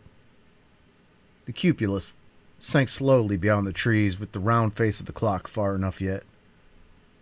We went on in the dappled shade. We came to an orchard, pink and white. It was full of bees. Already we could hear them. Let's go to the mill and go swimming, third said. A lane turned off beside the orchard. The third boy slowed and halted. The first went on, flecks of sunlight slipping across the poles, across his shoulder, and down the back of his shirt. Come on, third said. The second boy stopped too. Why must you marry somebody, Caddy? Do you want me to say it? Do you think that if I say it, it won't be? Let's go up to the mill, he said. Come on. The first boy went on. His bare feet made no sound, falling softer than leaves in the thin dust. In the orchard, the bees sounded like wind getting up, a sound caught by a spell just under crescendo and sustained. The lane went along the wall, arched over, shattered with bloom, dissolving into trees. Sunlight slanted into it, sparse and eager. Yellow butterflies flickered along the shade like flecks of sun. Why do you want to go to the Eddy for? Second boy said. You can fish at the mill if you want to. Let him go, third said. They looked after the first boy.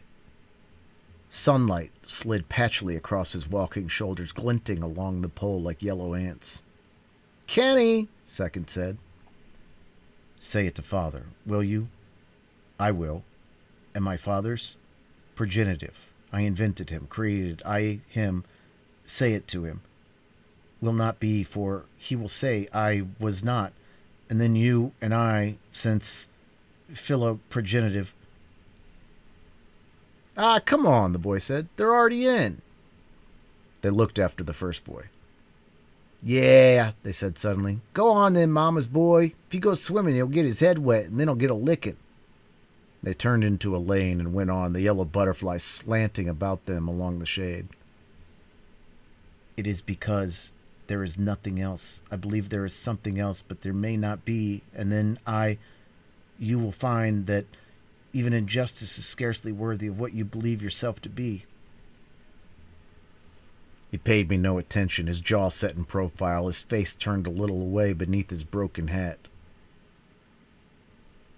Why don't you go swimming with him? I said. That blackguard, Caddy. Were you trying to pick a fight with him, were you? A liar and a scoundrel, Caddy, was dropped from his club for cheating at cards, got sent to Coventry, caught cheating at midterms exams, and expelled. Well, what about it? I'm not going to play cards with... You like fishing better than swimming? I said. The sound of the bees diminished, sustained yet, as though instead of sinking into silence, silence merely increased between us as water rises. The road curved again and became a street between shady lawns with white houses. Caddy, that blackguard. Can you think of Benji and father and do it not of me? What else can I think about? What else have I thought about? The boy turned down the street. He climbed a picket fence without looking back and crossed the lawn to a tree and laid the pole down and climbed into the fork of the tree and sat there, his back to the road and the dappled sun motionless at last upon his white shirt. Else have I thought about? I can't even cry. I died last year, I told you. I had, but I didn't know then what I meant. I didn't know what I was saying. Some days in late August at Holmes are like this, the air thin and eager like this, with something in it sad and nostalgic and familiar. Man, the sum of his climatic experiences, Father said. Man, the sum of what have you. A problem and impure properties carried tediously to an unvarying nil, stalemate of dust and desire. But now I know I'm dead, I tell you. Then why must you? Listen, we can go away, you and Benji and me, where nobody knows us, where... The buggy was drawn by a white horse, his feet clopping in the thin dust, spidery wheels chattering thin and dry, moving uphill beneath a rippling shawl of leaves. Elm. No. Ellum. Ellum. On what? On your school money? The money they sold the pasture for so you could go to Harvard? Don't you see? You've got to finish now. If you don't finish, you'll have nothing. Sold the pasture. His white shirt was motionless in the fork in the flickering shade. The wheels were spidery. Beneath the sag of the buggy, the hooves neatly rapid like the motions of a lady doing embroidery, diminishing without progress, like a figure on a treadmill, being drawn rapidly off stage. The street turned again. I could see the white cupola, the round, stupid assertion of the clock. Sold the pasture. Father will be dead in a year, they say, if he doesn't stop drinking. And he won't stop, he can't stop. Since last summer, and then they'll send Benji to Jackson. I can't cry. I can't even cry 1 minute. She was standing there in the door. The next minute he was pulling at her dress and bellowing, his voice hammered back and forth between the walls in waves, and she shrinking against the wall, getting smaller and smaller, with her white face, her eyes like thumbs dug into it until he pushed her out of the room, his voice hammering back and forth as though its own momentum would not let it stop, as though there were no place for it, in silence bellowing. When he opened the door, a bell tinkled, but just once, high and clear and small, in the neat obscurity above the door, as though it were gauged and tempered to make that single, clear, small sound so as not to wear the bell out, nor to require the expenditure of too much silence in restoring it when the door opened upon the recent warm scent of baking. a little dirty child with eyes like a toy bear's and 2 patent leather pigtails. Hello, sister. Her face was like a cup of milk dashed with coffee in the sweet, warm emptiness. Anybody here? But she nearly watched me until a door opened and the lady came. Above the counter were the ranks of crisp shapes behind the glass, her neat gray face, her hair tight and sparse from her neat gray skull, spectacles in neat gray rims, writing approaching like something on a wire, like a cash box in a store. She looked like a librarian.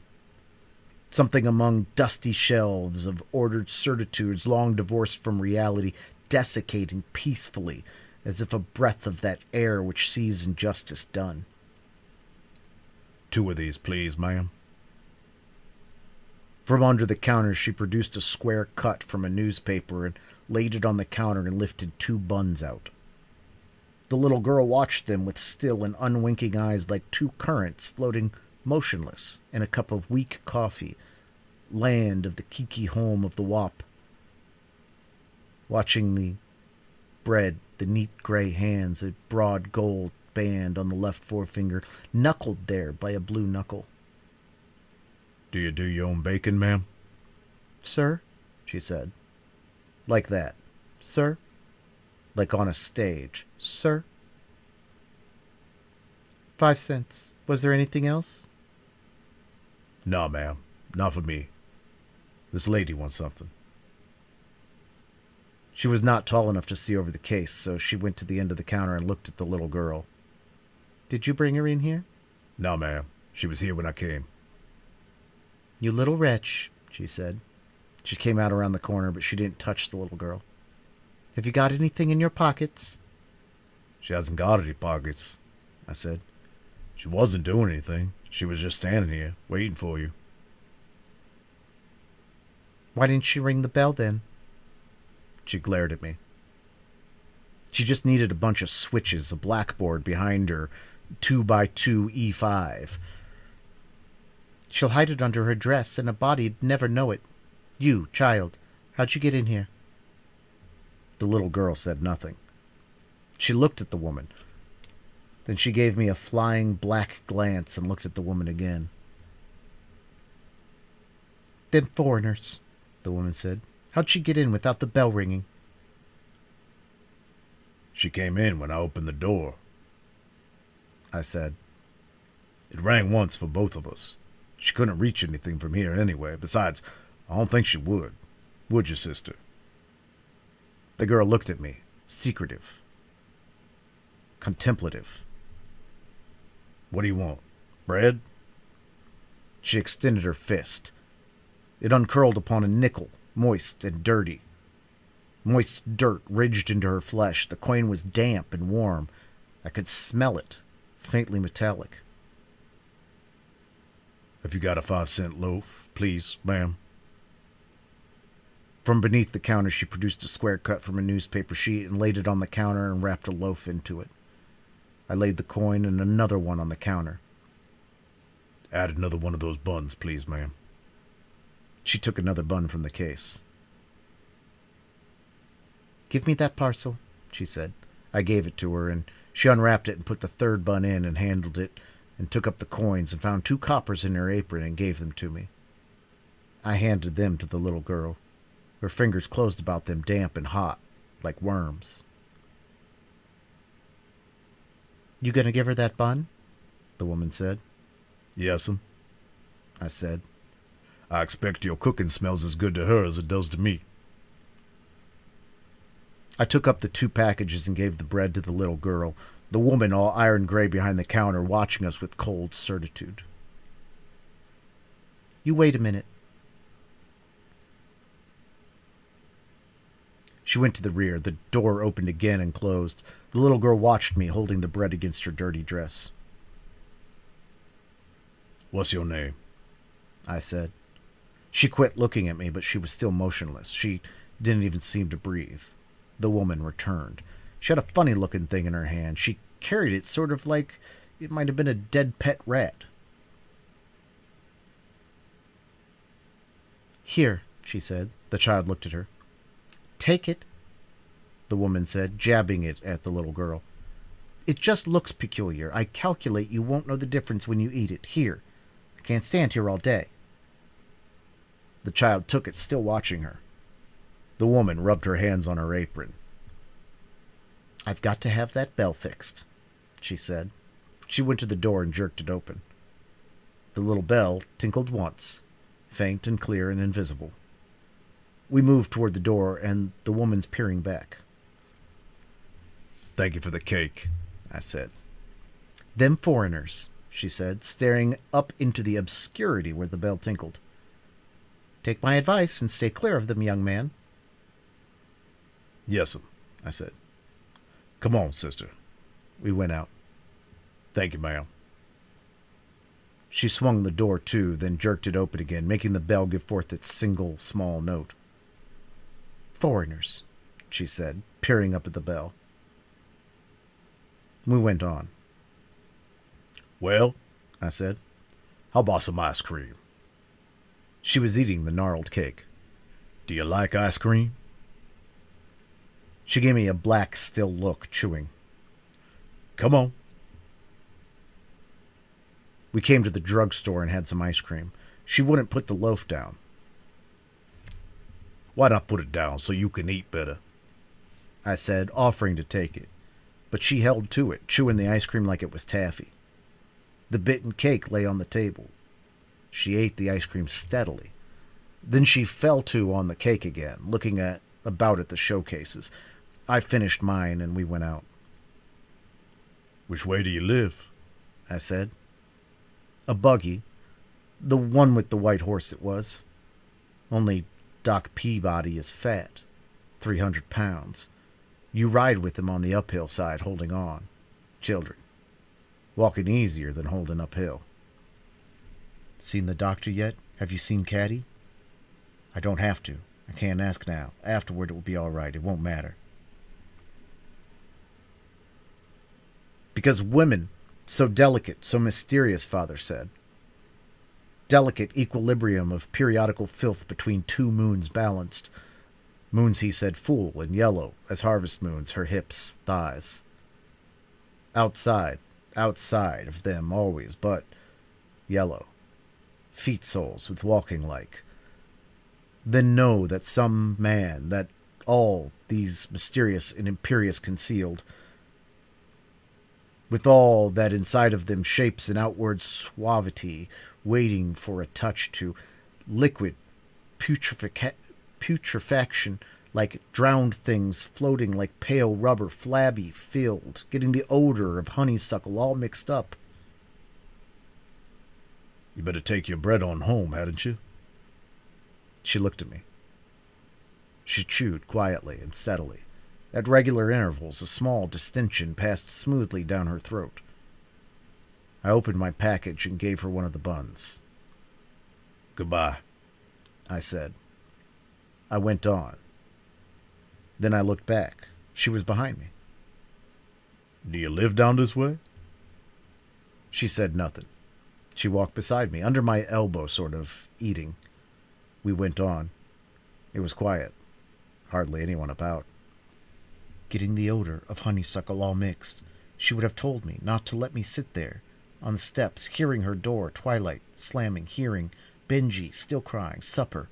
She would have to come down, then, getting honeysuckle all mixed up in it. We reached the corner. Well, I gotta go down this way, I said. Goodbye. She stopped too. She swallowed the last of the cake, then she began on the bun, watching me across it.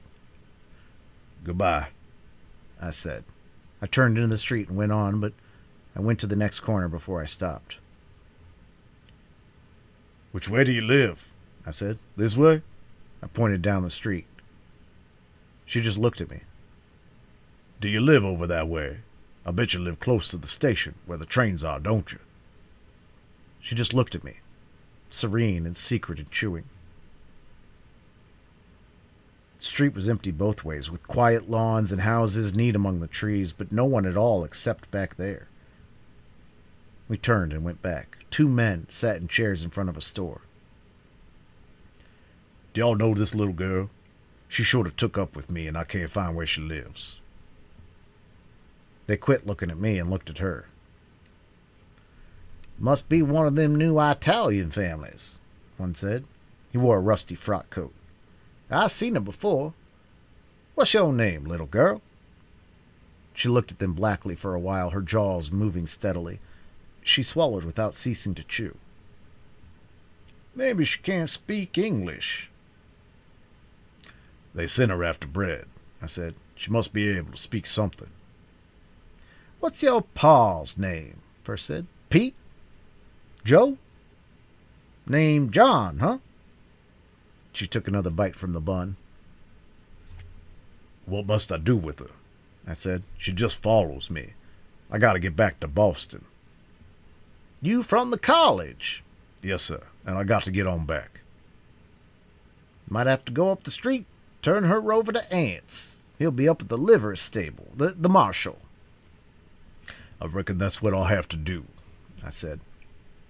"I gotta do something with her. Much obliged. Come on, sister."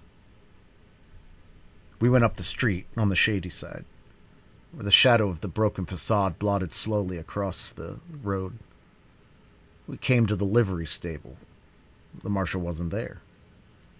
A man sitting in a chair tilted in the broad, low door where a dark, cool breeze smelling of ammonia blew among the rank stalls, said to look at the post office. He didn't know her either. "Them furriners, I can't tell one from another. You might take her across the tracks where they live. Maybe somebody'll claim her." We went to the post office. It was back down the street. The man in the frock coat was opening a newspaper. "Ants just drove out of town," he said. "I guess you better go down past the station, walk past them houses by the river. Somebody there'll know her." "I guess I'll have to," I said. "Come on, sister." She pushed the last piece of the bun into her mouth and swallowed it. "Want another?" I said. She looked at me, chewing, her eyes black and unwinking and friendly. I took the other 2 buns out and gave her one and bit into the other. I asked a man where the station was, and he showed me. "Come on, sister." We reached the station and crossed the tracks where the river was. A bridge crossed it, and a street of jumbled frame houses followed the river back onto it. A shabby street, but with an air heterogeneous and vivid, too. In a center of untrimmed plot, enclosed by a fence of gaping and broken pickets, stood an ancient, lopsided surrey and a weathered house from an upper window of which hung a garment of vivid pink. "Does that look like your house?" I said. She looked at me over the bun. "This one?" I said, pointing. She just chewed, but it seemed to me that I discerned something affirmative, acquiescent even if it wasn't eager, in her air. "This one?" I said. "Come on, then." I entered the broken gate. I looked back at her. "Here?" I said. "This look like your house?" She nodded her head rapidly, looking at me, gnawing into the damp half-moon of the bread. We went on. A walk of broken random flags, speared by fresh coarse blades of grass, led to the broken stoop. There was no movement about the house at all, and the pink garment hanging in no wind from the upper window. There was a bell pull with a porcelain knob, attached to about 6 feet of wire when I stopped pulling and knocked. The little girl had the crust edgeways in her chewing mouth. A woman opened the door. She looked at me, then she spoke rapidly to the little girl in Italian with a rising inflection, then a pause, interrogatory. She spoke to her again, the little girl looking at her across the end of the crust, pushing it into her mouth with a dirty hand. "She says she lives here," I said. "I met her downtown. Is this your bread?" "No speaker," woman said. She spoke to the little girl again. This little girl just looked at her. "No live here?" I said. I pointed to the girl, then at her, then at the door. The woman shook her head. She spoke rapidly. She came to the edge of the porch and pointed down the road, speaking. I nodded violently, too. "You come show?" I said. I took her arm, waving my other hand toward the road. She spoke swiftly, pointing. You come, show, I said, trying to lead her down the steps. See, she said, holding back, showing me whatever it was. I nodded again. Thanks. I went down the steps and walked toward the gate, not running, but pretty fast. I reached the gate and stopped and looked at her for a while. The crust was gone now, and she looked at me with her black, friendly stare. The woman stood on the stoop watching us.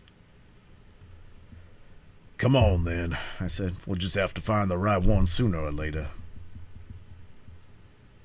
She moved along just under my elbow. We went on. The houses all seemed empty. Not a soul in sight. A sort of breathlessness that empty houses have, yet they couldn't all be empty. All the different rooms, if you could just slice the walls away all of a sudden.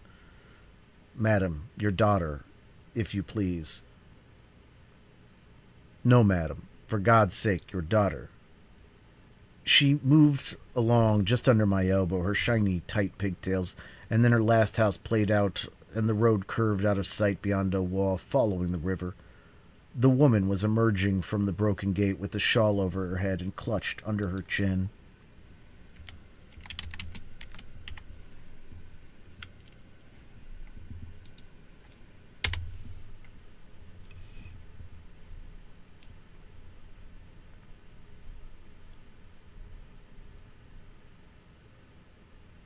The road curved on, empty. I found a coin and gave it to the little girl. A quarter. Goodbye, sister, I said. Then I ran.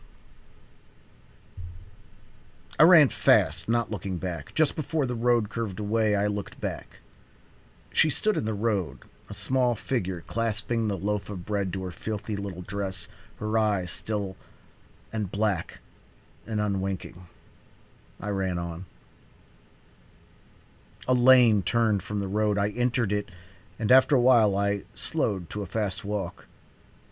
The lane went between back premises, unpainted houses with more of those gay and startling colored garments on lines, a barn broken-backed, decaying quietly among rank orchard trees, unpruned and weed-choked. Pink and white and murmurous with sunlight and with knees. I looked back. The entrance to the lane was empty. I slowed still more, my shadow pacing me, dragging its head through the weeds that hid the fence.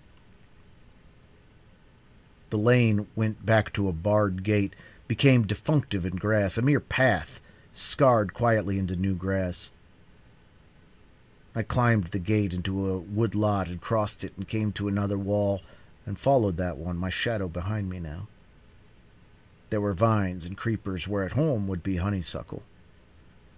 Coming and coming, especially in the dusk when it rained, getting honeysuckle all mixed up in it as though it were not enough without that, not unbearable enough. What did you let him for? Kiss.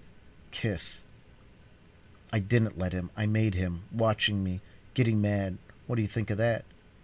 Red print of my hand coming up through her face like turning a light on under your hand, her eyes going bright. It's not for kissing. I slapped you. Girl's elbows at 15. Father said you swallow like you had a fishbone in your throat. What's the matter with you? And Caddy across the table not to look at me. It's for letting it be some darn town squirt. I slapped you. You will you now? I guess you say calf rope. My red hand coming up out of her face.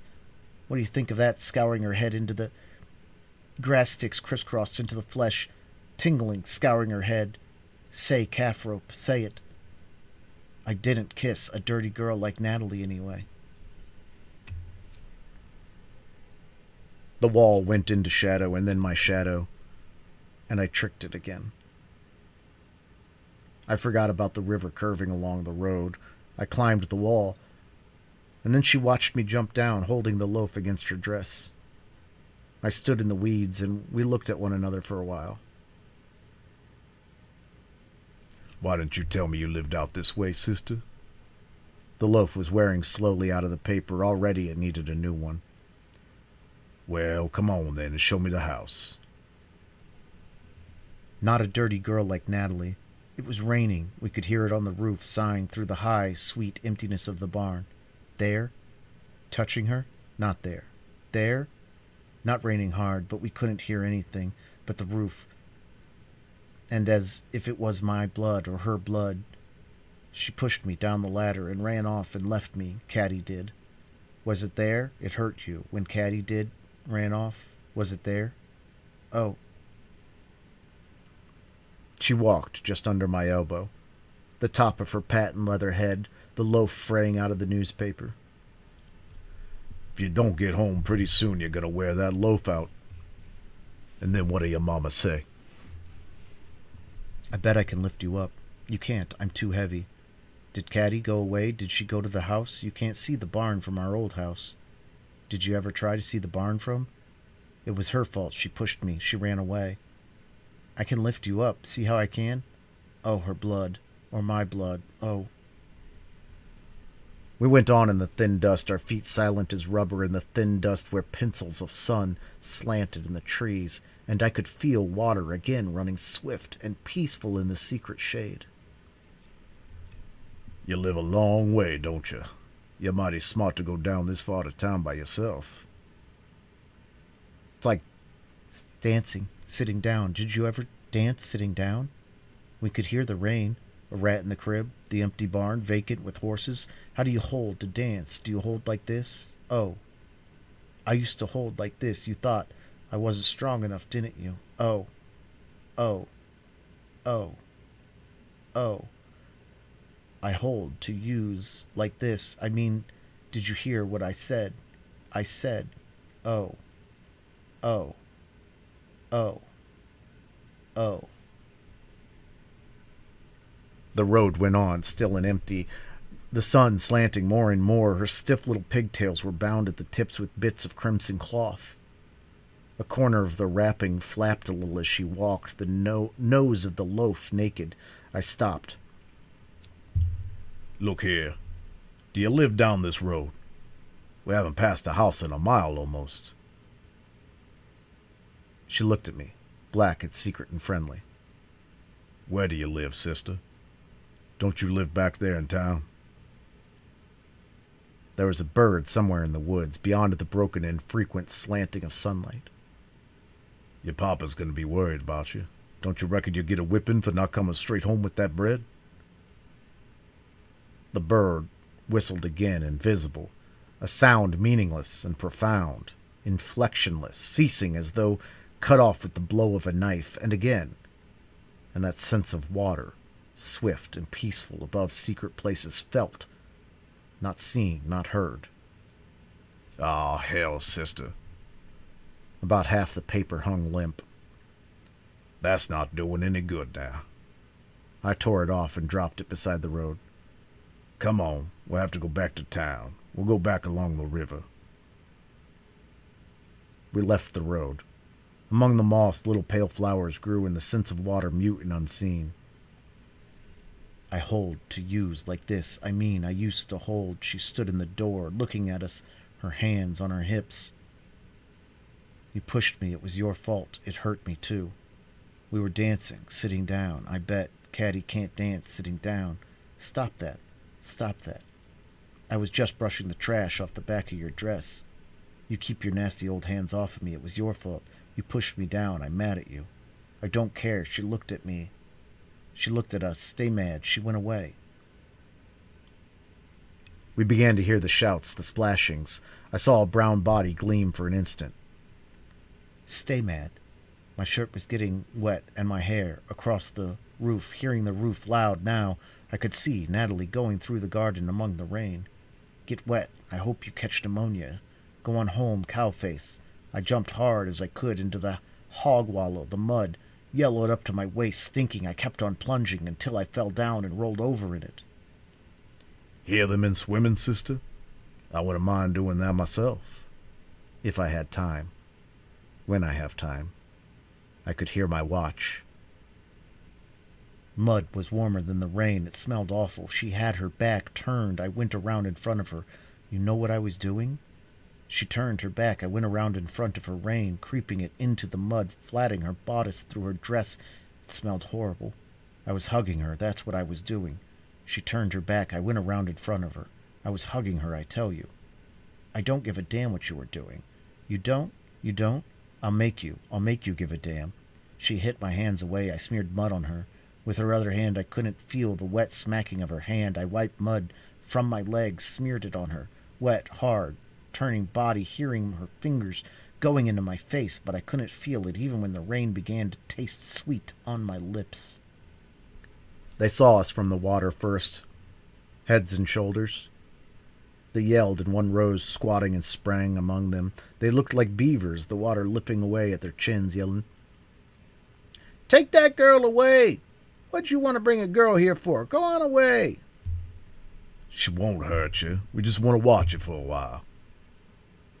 They squatted in the water. Their heads drew into a clump, watching us. Then they broke and rushed towards us, hurling water with their hands. We moved quick. "Look out, boys. She won't hurt you." "Go on away, Harvard." It was the second boy, the one that thought the horse and wagon back there at the bridge. "Splash 'em, fellows. Let's get out and throw 'em in," another said. "I ain't afraid of any girl. Splash 'em, splash 'em." They rushed towards us, hurling water. We moved back. "Go on away," they yelled. "Go on away." We went away. They huddled just under the bank, their slick heads in a row against the bright water. We went on. "That's not for us, is it?" Sun slanted through to the moss here and there, leveler. "Poor kid. You're just a girl." Little flowers grew among the moss, littler than I had ever seen. "You're just a girl, poor kid." There was a path curving along beside the water. Then the water was still again, dark and still and swift. "Nothing but a girl. Poor sister." We lay in the wet grass, panting. The rain, like cold, shot on my back. "Do you care now? Do you? Do you?" "My lord, we sure are in a mess. Get up." Where the rain touched my forehead, it began to smart. My hand came red away, streaking off, pink in the rain. "Does it hurt?" "Of course it does. What do you reckon?" "I tried to scratch your eyes out, my lord. We sure do stink. We better try to wash off in the branch." "There's town again, sister. You'll have to go home now. I gotta get back to school. Look how late it's getting. You'll go home now, won't you?" But she just looked at me with her black, secret friendly gaze, the half-naked loaf clutched to her breast. "It's wet. I thought we jumped back in time." I took my handkerchief and tried to wipe the loaf, but the crust began to come off, so I stopped. "We'll just have to let it dry itself. Hold it like this." She held it like that. It looked kind of like rats had been eating it now. And the water building and building up, the squatting back, the sloughed mud, stinking, surface forward, pocking the pattered surface like grease on a hot stove. "I told you I'd make you. I don't give a goddamn what you do." Then we heard the running, and we stopped and looked back and saw him coming up the path running, the level shadows flicking upon his legs. "He's in a hurry. Then I saw another man, an oldish man, running heavily, clutching a stick, and a boy naked from the waist up, clutching his pants as he ran on. "There's Julio," little girl said, and then I saw his Italian face and his eyes as he sprang upon me. We went down. His hands were jabbing at my face, and he was saying something and trying to bite me, I reckon. And then they hauled him off and held him heaving and thrashing and yelling, and they held his arms, and he tried to kick me until they dragged him back. The little girl was howling, holding the loaf in both arms. The half-naked boy was darting and jumping up and down, clutching his trousers, and someone pulled me up in time to see another stark, naked figure come around the tranquil bend in the path, running, and change direction in mid-stride and leap into the woods, a couple of garments rigid as boards behind it. Julio still struggled. The man who had pulled me up said, "Well, now, we got you." He wore a vest, but no coat. Upon it was a metal shield. In his other hand he clutched a knotted polished stick. "Your aunts, ain't you?" I said. "I was looking for you. What's the matter?"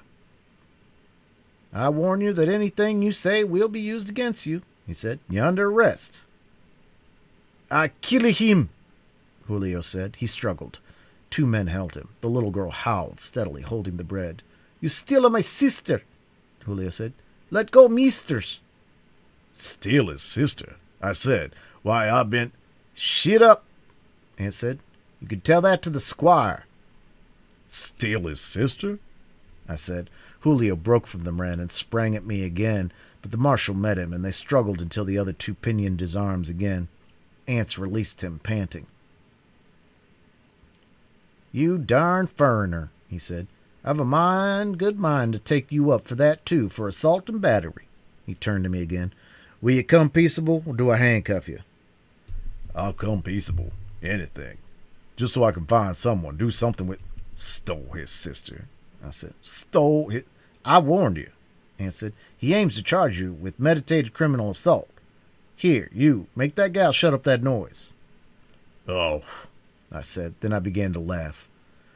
Two more boys with plastered heads and round eyes came out of the bushes, buttoning shirts that had already been dampened onto their shoulders and arms, and I tried to stop the laughter, but I couldn't. "Watch him, Ants. He's crazy, I believe."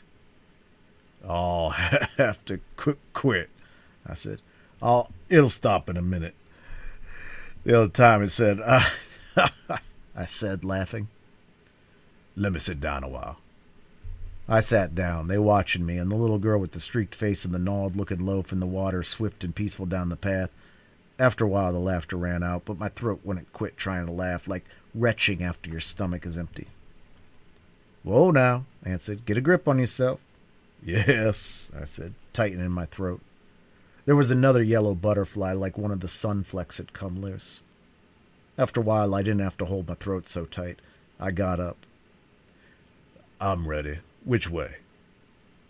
We followed the path, the others too watching Julio and the little girl and the boys somewhere in the rear. The path went along the river to the bridge. We crossed it and the tracks. People coming to the doors to look at us, and more boys materializing from somewhere until we turned into the main street. We had quite a procession. Before the drugstore stood an auto, a big one, but I didn't recognize them until Mrs. Bland said, "Why, Quentin Compson." Then I saw Gerald and Spoade in the back seat, sitting on the back of his neck, and Shreve. I didn't know the two girls. "Quentin Compson," Mrs. Bland said. "Good afternoon," said, raising my hat. "I'm under arrest. I'm sorry I didn't get your note. Did Shreve tell you?" "Under arrest?" Shreve said. "Excuse me," he said. He heaved himself up and climbed over their feet and got out. He had on a pair of my flannel pants like a glove. I didn't remember forgetting them. I didn't remember how many chins Mrs. Bland had either. The prettiest girl was with Gerald in front, too. They watched me through veils with a kind of delicate horror. "Who's under arrest?" Shreve said. "What's this, mister?" "Gerald," Mr. Bland said. "Send these people away. You get in this car, Quentin." Gerald got out. Spoade hadn't moved. "What's he done, Cap?" he said. "Robbed a hen house?" "I warn you," Aunt said. "Do you know the prisoner?" "Know him?" Shreve said. "Look here. Then you can come along to the squire's. You're obstructing justice. Come along." He shook my arm. "Well, good afternoon," I said. "I'm glad to have seen y'all. Sorry I couldn't be with you." "You, Gerald," Mrs. Bland said. "Look here, Constable," Gerald said. "I warn you, you're interfering with an officer of the law," Aunt said. "If you've anything to say, you can come to the squire's and make cognizance of the prisoner." We went on, quite a procession now, Ants and I leading. I could hear them telling them what it was, and Spoade asking questions, and then Julio said something violently in Italian, and I looked back and saw the little girl standing at the curb looking at me with her friendly, inscrutable regard. "Get on home," Julio shouted at her. "I beat hell out of you." We went down the street and turned into a bit of a lawn in which, set back from the street, stood a one-story building of brick trimmed with white. We went up the rock path to the door, where Ants halted everyone except us and made them remain outside. We entered a bare room smelling of stale tobacco. There was a sheet iron stove in the center of a wooden frame filled with sand and a faded map on the wall and a dingy plat of a township. Behind a scarred little table, a man with a fierce roach of iron-gray hair peered at us over the steel spectacles. "Got him, did you, Ants?" he said. "Got him, Squire." He opened a huge dusty book and drew it to him and dipped a foul pen into an inkwell filled with what looked like coal dust. "Look here, mister." "The prisoner's name?" the Squire said. I told him. He wrote it slowly in the book, the pen scratching with excruciating deliberation. "Look here, mister," Shreve said. "We know this fellow. We—" "Order into court," Ant said. "Shut up, bud," Spoid said. "Let him do it this way. He's going to anyhow." "Age?" the Squire said. I told him. He wrote that, his mouth moving as he wrote. "Occupation," I told him. "Harvard student, hey?" he said. He looked up at me, bowing his neck a little to see over his spectacles. His eyes were clear and cold like a goat's. "What are you up to, coming out here kidnapping children?" "They're crazy, Squire," Shreve said. "Whoever says this boy's kidnapping?" Julio moved violently. "Crazy?" he said. "Don't I catch him, eh? Don't I see with my own eyes?" "You're a liar," Shreve said. "You never—" "Order! Order!" Ant said, raising his voice. "You fellers shut up," the Squire said. "If they don't stay quiet, turn 'em out, Ants." They got quiet. The Squire looked at Shreve, then at Spoed, then at Gerald. "You know this young man?" He spoke to Spoed. "Yes, your honor," Spoid said. "He's just a country boy in school up there. He don't mean any harm. I think the marshal will find it's a mistake. His father's a congregational minister." The Squire said. "What was you doing exactly?" I told him. He was watching me with his cold, pale eyes. "How about it, Ants?" "Might have been," Ants said. "Them darn foreigners." "I American," Julio said. "I got it to paper." "Where's the gal?" "He sent her home," Ant said. "Was she scared or anything?" "Not till Julio there jumped on the prisoner. They were just walking along the river path towards town. Some boys swimming told us which way they went." "It's a mistake, Squire," Spoid said. "Children and dogs are always taken up with them like that. He can't help it." The Squire said. He looked out of the window for a while. We watched him. I could hear Julio scratching himself. The Squire looked back. "Are you satisfied the gal ain't took any hurt? You there?" "No hurt now," Julio said sullenly. "You quit work to hunt for her?" "Sure I quit. I run like hell. Looky here. There man tell me he seen him. Give her it as she eat. She go with her." Squire said. "Well, son, I calculate you owe Julio something for taking him away from his work." "Yes, sir," I said. "How much?" "$1, I calculate." I gave Julio $1. "Well," Spoid said, "that's all. I reckon he's discharged, your honor." Squire didn't look at him. "How far'd you run him, Ants?" 2 miles at least. It was about 2 hours before we caught him." Squire said. He mused a while. We watched him, his stiff crest, his spectacles riding low on his nose. The yellow shape of the window grew slowly across the floor, reached the wall, climbing. Dust motes whirled and slanted. $6. $6, Shreve said. "What's that for?" $6, the Squire said. He looked at Shreve a moment, then at me again. "Look here." "Shut up," Spade said. "Give it to him, bud. Let's get out of here. Ladies are waiting for us. You got $6? "Yep," I said. I gave him $6. "Case dismissed," he said. "You get a receipt," Shreve said. "You get a signed receipt for that money." The Squire looked at Shreve mildly.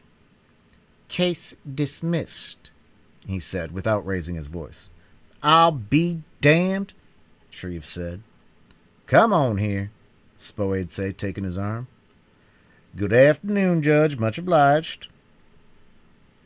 As we passed out the door, Julio's voice rose again, violent, then ceased. Spoade was looking at me, his brown eyes quizzical, a little cold. Well, bud, I reckon you'll do your girl chasing in Boston after this. You damn fool, Shreve said. What the hell do you mean, anyway, struggling off here, fooling with these damn wops? Come on, Spoade said. They must be getting impatient. Mrs. Bland was talking to them. They were Miss Holmes and Miss Dangerfield, and they quit listening to her and looked at me again with that delicate and curious horror, their veils turned back upon their little white noses and their eyes fleeing and mysterious beneath the veils. Quentin Compson, Mrs. Bland said. What would your mother say? A young man naturally gets into scrapes, but to be arrested on foot by a country policeman. What did they think he'd done, Gerald? Nothing, Gerald said. Nonsense. What was it, you Spoade? He is trying to kidnap that little girl, but they caught him in time, Spoade said. Nonsense, Mrs. Bland said, but her voice sort of died away, and she stared at me for a moment, and the girls drew their breaths in with a soft, concerned sound. Fiddlesticks, Mrs. Bland said briskly. If that isn't just like these ignorant, low-class Yankees. Get in, Quentin. Shreve and I sat on two small collapsible seats. Gerald cranked the car and got in, and we started. Now, Quentin, you tell me what all this foolishness is about, Mrs. Bland said. I told them, Shreve hunched and furious on his little seat, and Spoade spitting again on the back of his neck beside Miss Dangerfield. And the joke is, all the time Quentin had us all fooled, Spoade said. All the time we thought he was the model youth that anybody could trust a daughter with, until the police showed him up at his nefarious work. Hush up, Spoade, Mrs. Bland said. We drove down the street and crossed the bridge and past the house where the pink garment hung in the window. That's what you get for not reading my note. Why didn't you come and get it? Mr. Mackenzie says he told you it was there. Yes, I intended to, but I never went back to the room. You'd have let us sit there waiting I don't know how long if it hadn't been for Mr. Mackenzie. When he said you hadn't come back, then left an extra place, so we asked him to come. We were very glad to have you anyway, Mr. Mackenzie. Shreve said nothing. His arms were folded, and he glared straight ahead past Gerald's cap. It was a cap for motoring in England. Mrs. Bland said so. We passed that house and 3 others in another yard where the little girl stood by the gate. She didn't have the bread now, and her face looked like it had been streaked with coal dust. I waved my hand, but she made no reply. Only her head turned slowly as the car passed, following us with her unwinking gaze. Then we ran beside the wall, our shadows running along the wall, and after a while we passed a piece of torn newspaper lying beside the road, and I began to laugh again. I could feel it in my throat, and I looked off into the trees where the afternoon slanted, thinking of afternoon and of the bird and the boys and swimming. But still I couldn't stop it, and then I knew that if I tried too hard to stop it, I'd be crying. And I thought about how I could not be a virgin, with so many of them walking along in the shadows and whispering with their soft girly voices lingering in the shadowy places, and the words coming out in perfume and eyes you could feel, not see.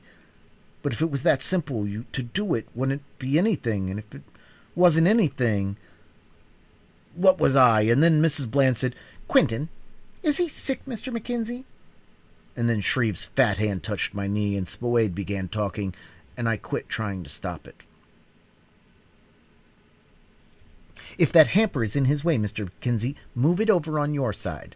I brought a hamper of wine because I think that young gentlemen should drink wine, although my father, Gerald's grandfather, ever do that? Have you ever done that? In the gray darkness, the little light on her hands locked about.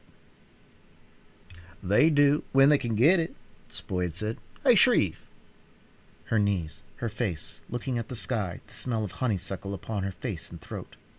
Beer, too, Shreve said. His hand touched my knee again. I moved my knee again. Like a thin wash of lilac, colored paint, talking about him, bringing. You're not a gentleman, Spoyd said. Him between us until the shape of her blurred, not with dark.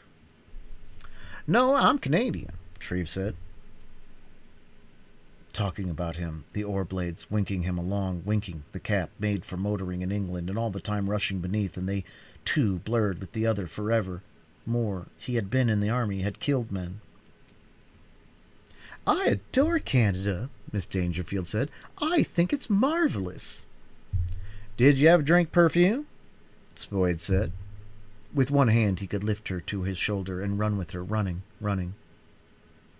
No, Shreve said. Running, the beast with two backs, and she blurred in the winking oars, running the swine of Eubulus, running coupled within how many? Caddy. Neither did I, Spoyd said. I don't know. Too many. There was something terrible in me. Father, I have committed... Have you ever done that? We didn't. We didn't do that. Did we do that? And Gerald's grandfather always picked his own mint before breakfast while the dew was still on it. He wouldn't even let old Winky touch it with... Do you remember, Gerald? But always gathered it himself and made his own julep. He was as crotchety about his julep as an old maid, measuring everything by a recipe in his head. There was only one man he ever gave that recipe to, that what... We did. How can you not know? If you'll just wait. I'll tell you how it was. It was a crime. We did a terrible crime. It cannot be hid. You think it can, but wait. Poor Quentin, you've never done that, have you? And I'll tell you how it was. I'll tell Father. Then it'll have to be, because you'll love Father. Then we'll have to go. Away, amid the pointing and the horror, the clean flame. I'll make you say we did. I'm stronger than you, and I'll make you know we did. You thought it was them, but it was me.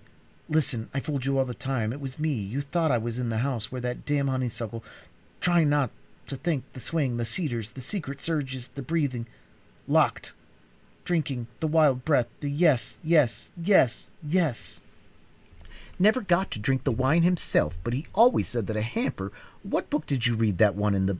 where Gerald's rowing suit of wine was a necessary part of any gentleman's picnic basket? Did you love them, Caddy? Did you love them? When they touched me, I died. 1 minute she was standing there, the next she was yelling and pulling at her dress. They went into the hall and up the stairs, yelling and shoving at her, up the stairs to the bathroom door, and stopped her back against the door and her arm across her face, yelling and trying to shove her into the bathroom. When she came in to supper, T.P. was feeding him, starting again, just whimpering at first until she touched him. Then he yelled. She stood there, her eyes like cornered rats. Then I was running in the gray darkness. It smelled of rain and all flower scents, the damp, warm air released, and crickets sawing away in the grass, pacing me with the small traveling island of silence. Fancy watching me across the fence, blotchy like a quilt on a line. I thought, damn that in. He forgot to feed her again. I ran down to the hill in the vacuum of crickets, like a breath traveling across a mirror. She was lying in the water, her head on the sand, spit, the water flowing about her hips. There was a little more light in the water. Her skirt, half saturated, flopped along her flanks to the water. Motion and heavy ripples, going nowhere, renewed themselves of their own movement. I stood on the bank. I could smell the honeysuckle on the water gap. The air seemed to drizzle with honeysuckle, and with the rasping of crickets, a substance you could feel on the flesh. Is Benji still crying? I don't know. Yes, I don't know. Poor Benji. I sat down on the bank. The grass was damp, a little. Then I found my shoes wet. Get out of that water, are you crazy? But she didn't move. Her face was a white blur, framed out of the blur of the sand by her hair. Get out now. She sat up, then rose her skirt, flopped against her draining. She climbed the bank, her clothes flopping, sat down. Why don't you wring it out? Do you want to catch cold? Yes. The water sucked and gurgled across the sand, spit on in the dark among the willows. Across the shallow, the water rippled like a piece of cloth, holding still, a little light as water does. He's crossed all the oceans all around the world. Then she talked about him, clasping her wet knees, her face tilted back in the gray light, the smell of honeysuckle. There was a light in Mother's room and in Benji's, where T.P. was putting him to bed.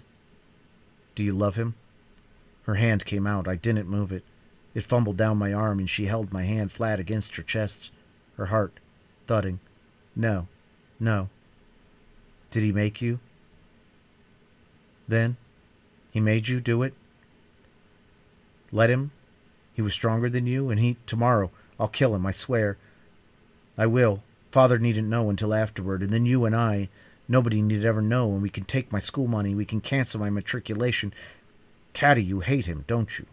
Don't you? She held my hand against her chest, her heart thudding. I turned and caught her arm.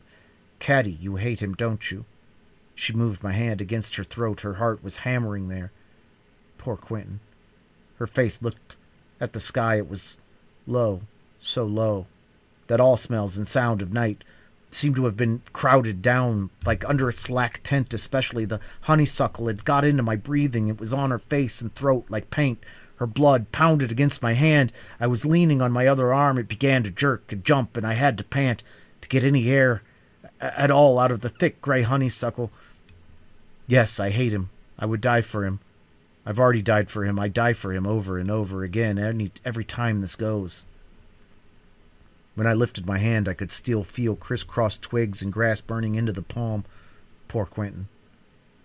She leaned back on her arms, and her hands locked about her knees. You've never done that, have you? What? Done what? That's what I have, what I did. Yes, lots of times, with lots of girls. Then I was crying. Her hand touched me again, and I was crying against her damp blouse. Then she was lying on her back, looking past my head into the sky. I could see a rim of white under her irises. I opened my knife. Do you remember the day DeMuddy died when you sat down in the water in your drawers? Yes. I held the point of the knife at her throat. It won't take but a second, just a second, then I can do mine. I can do mine then. All right. Can you do yours by yourself? Yes, the blade's long enough. Benji's in bed by now. Yes. It won't take but a second. I'll try not to hurt. All right. Will you close your eyes? No, like this. You'll have to push it harder. Touch your hand to it. But she didn't move. Her eyes were wide open, looking past my head at the sky. Caddy, do you remember how Dilsey fussed at you because your drawers were muddy? Don't cry. I'm not crying, Caddy. Push it. Are you going to? Do you want me to? Yes, push it. Touch your hand to it. Don't cry, poor Quentin. But I couldn't stop. She held my head against her damp, hard breast. I could hear her heart going firm and slow. Now, not hammering.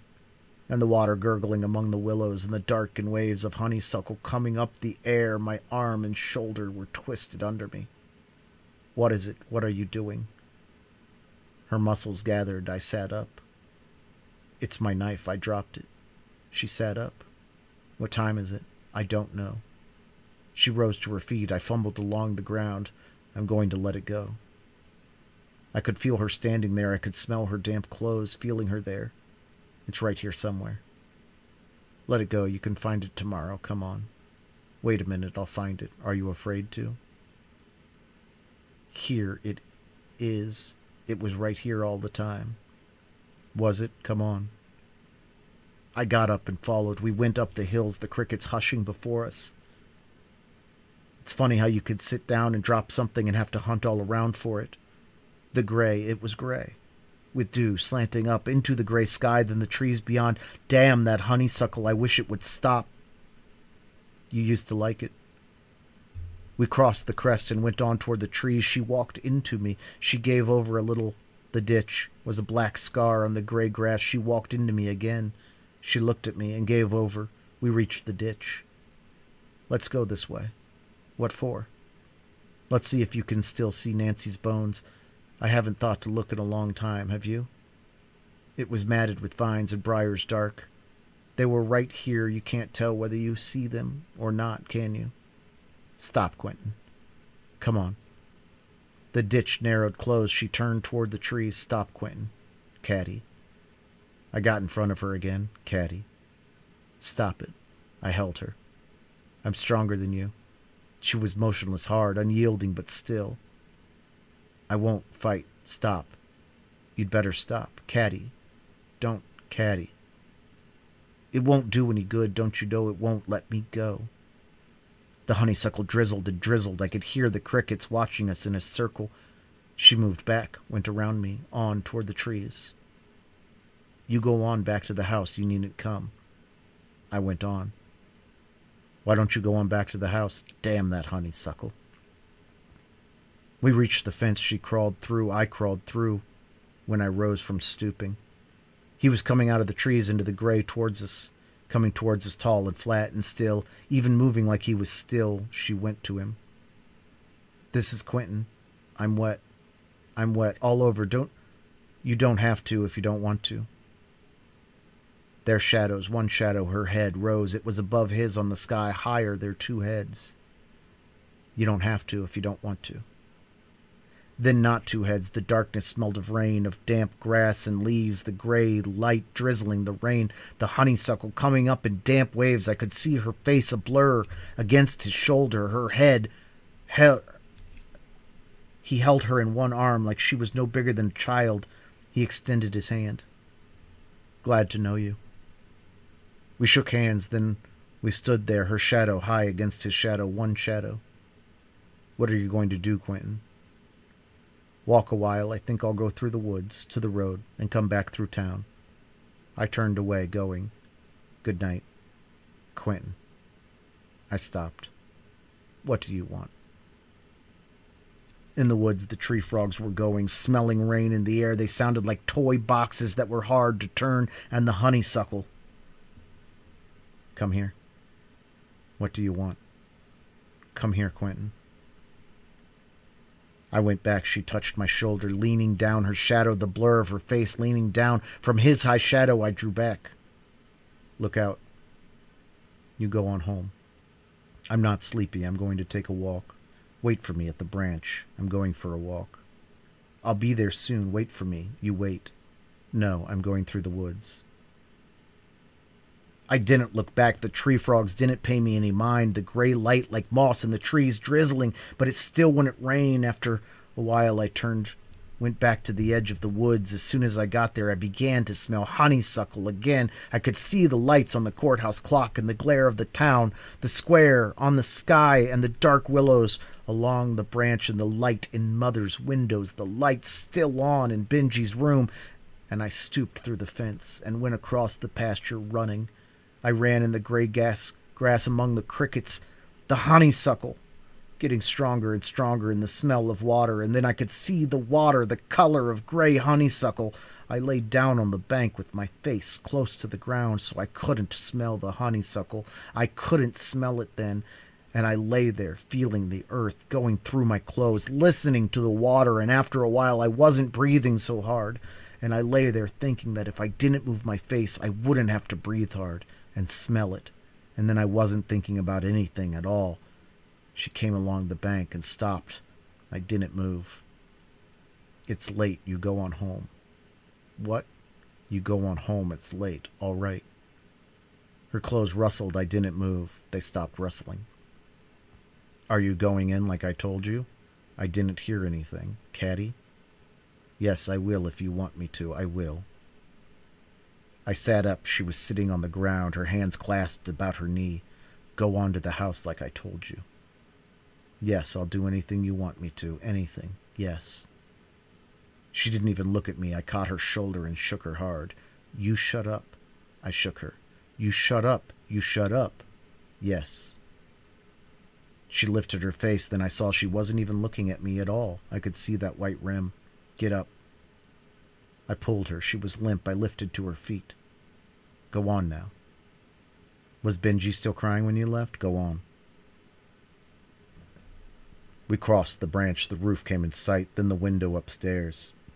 He's asleep now. I had to stop and fasten the gate. She went on in the gray light, the smell of rain, and still it wouldn't rain, and honeysuckle beginning to come from the garden fence. She went into the shadow. I could hear her feet then. Caddy. I stopped at the steps. I couldn't hear her feet. Caddy. I heard her feet, then my hand touched her warm, not cool, just still her clothes, a little damp still. Do you love him now? Not breathing, except slow, like far away from breathing. Caddy, do you love him now? I don't know. Outside, the gray light, the shadow of things like dead things in stagnant water. I wish you were dead. Do you? You coming in now? Are you thinking about him now? I don't know. Tell me what you're thinking about. Tell me. Stop. Stop, Quentin. You shut up. You shut up, you hear me? You shut up. Are you going to shut up? All right. I will stop. We'll make too much noise. I'll kill you, do you hear? Let's go out to the swing. They'll hear you. Here. I'm not crying. Do you say I'm crying? No. Hush now. We'll wake Benji up. You go on into the house now. I am. Don't cry. I'm bad. Anyway, you can't help it. There's a curse on us. It's not our fault. Is it our fault? Hush. Come on now. And go to bed now. You can't make me. There's a curse on us. Finally, I saw him. He was just going into the barber shop, and he looked out, and I went on and waited. I've been looking for you 2 or 3 days. You wanted to see me. I'm going to see you. He rolled the cigarette quickly with about 2 motions. He struck the match with his thumb. We can't talk here. Suppose I meet you somewhere.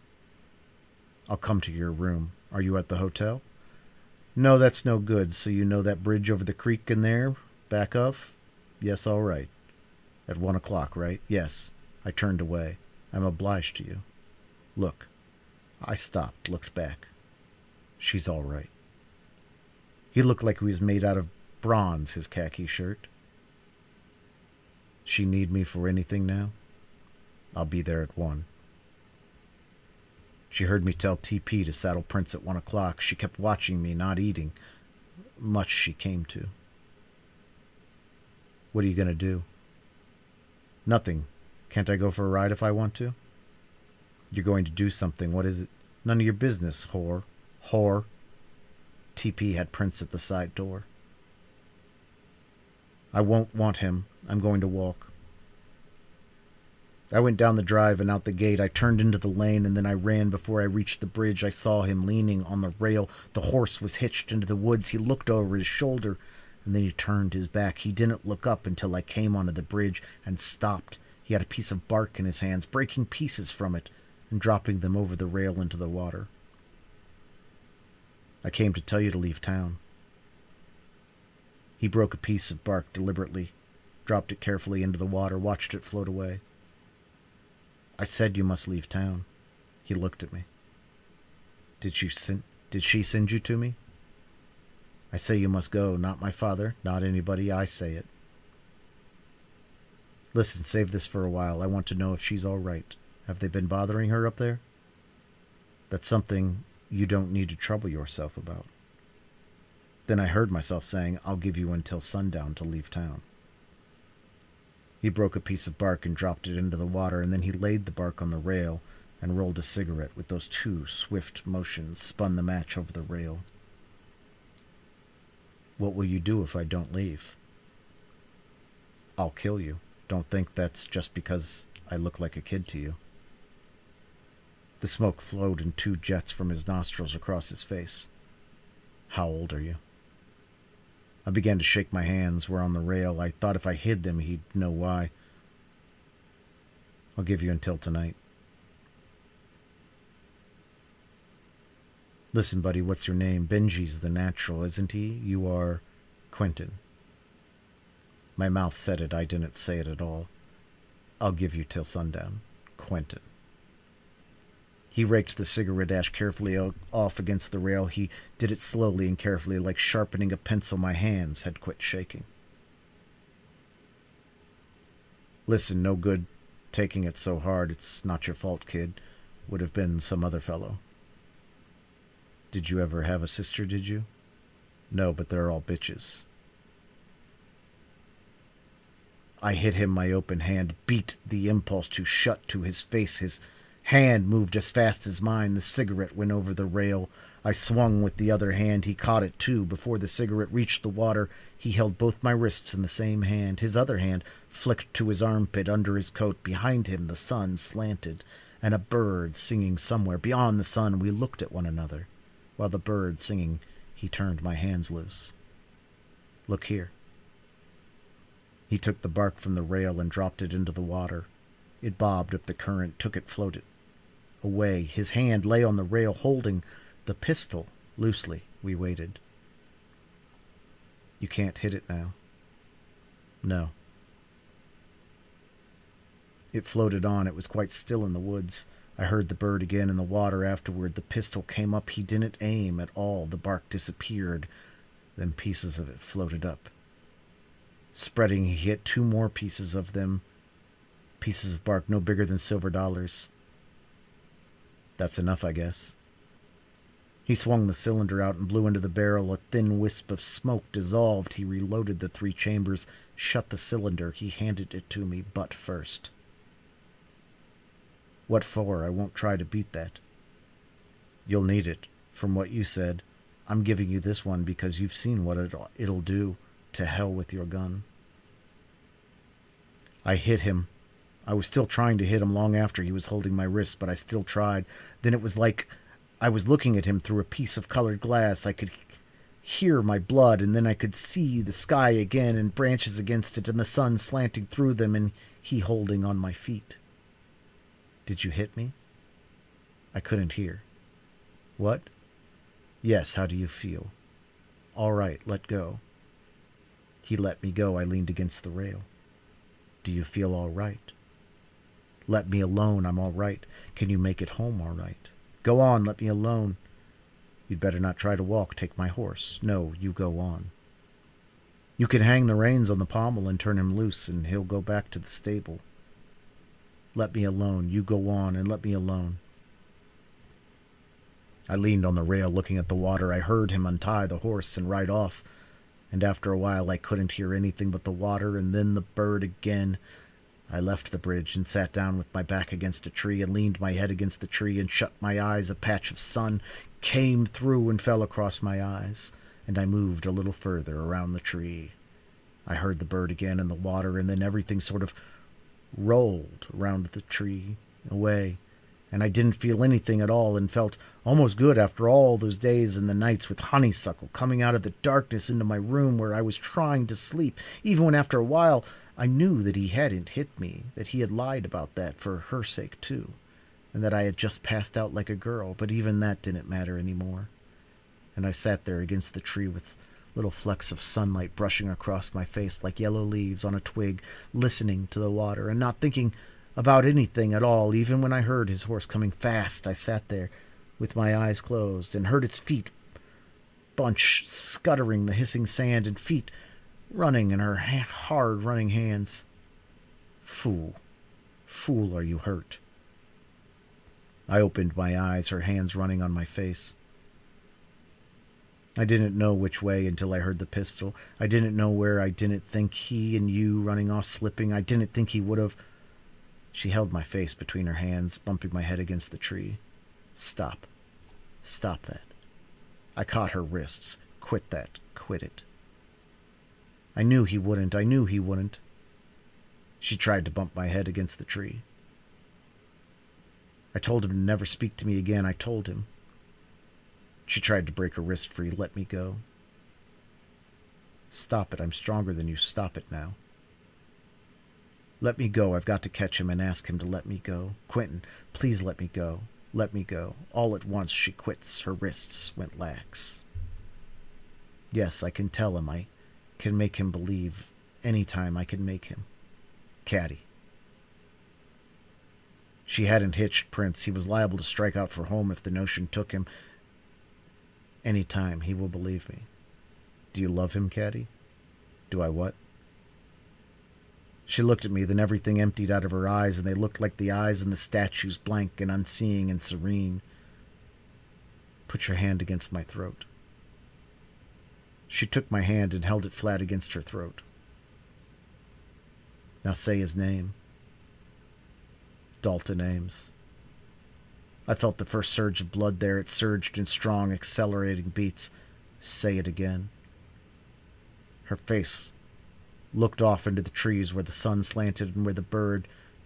Say it again. Dalton Ames. Her blood surged steadily, beating and beating against my hand. It kept on running for a long time, but my face felt cold and sort of dead in my eye, and the cut place on my finger was smarting again. I could hear Shreve working the pump, and then came back with the basin and the round blob of twilight wobbling in it, with a yellow edge like a fading balloon, then my reflection. I tried to see my face in it. "Has it stopped?" Shreve said. "Give me the rag." He tried to take it from my hand. "Look out," I said. "I can do it. Yeah, it's about stopped now." I dipped the rag again, breaking the balloon. The rag stained the water. "I wish I had a clean one."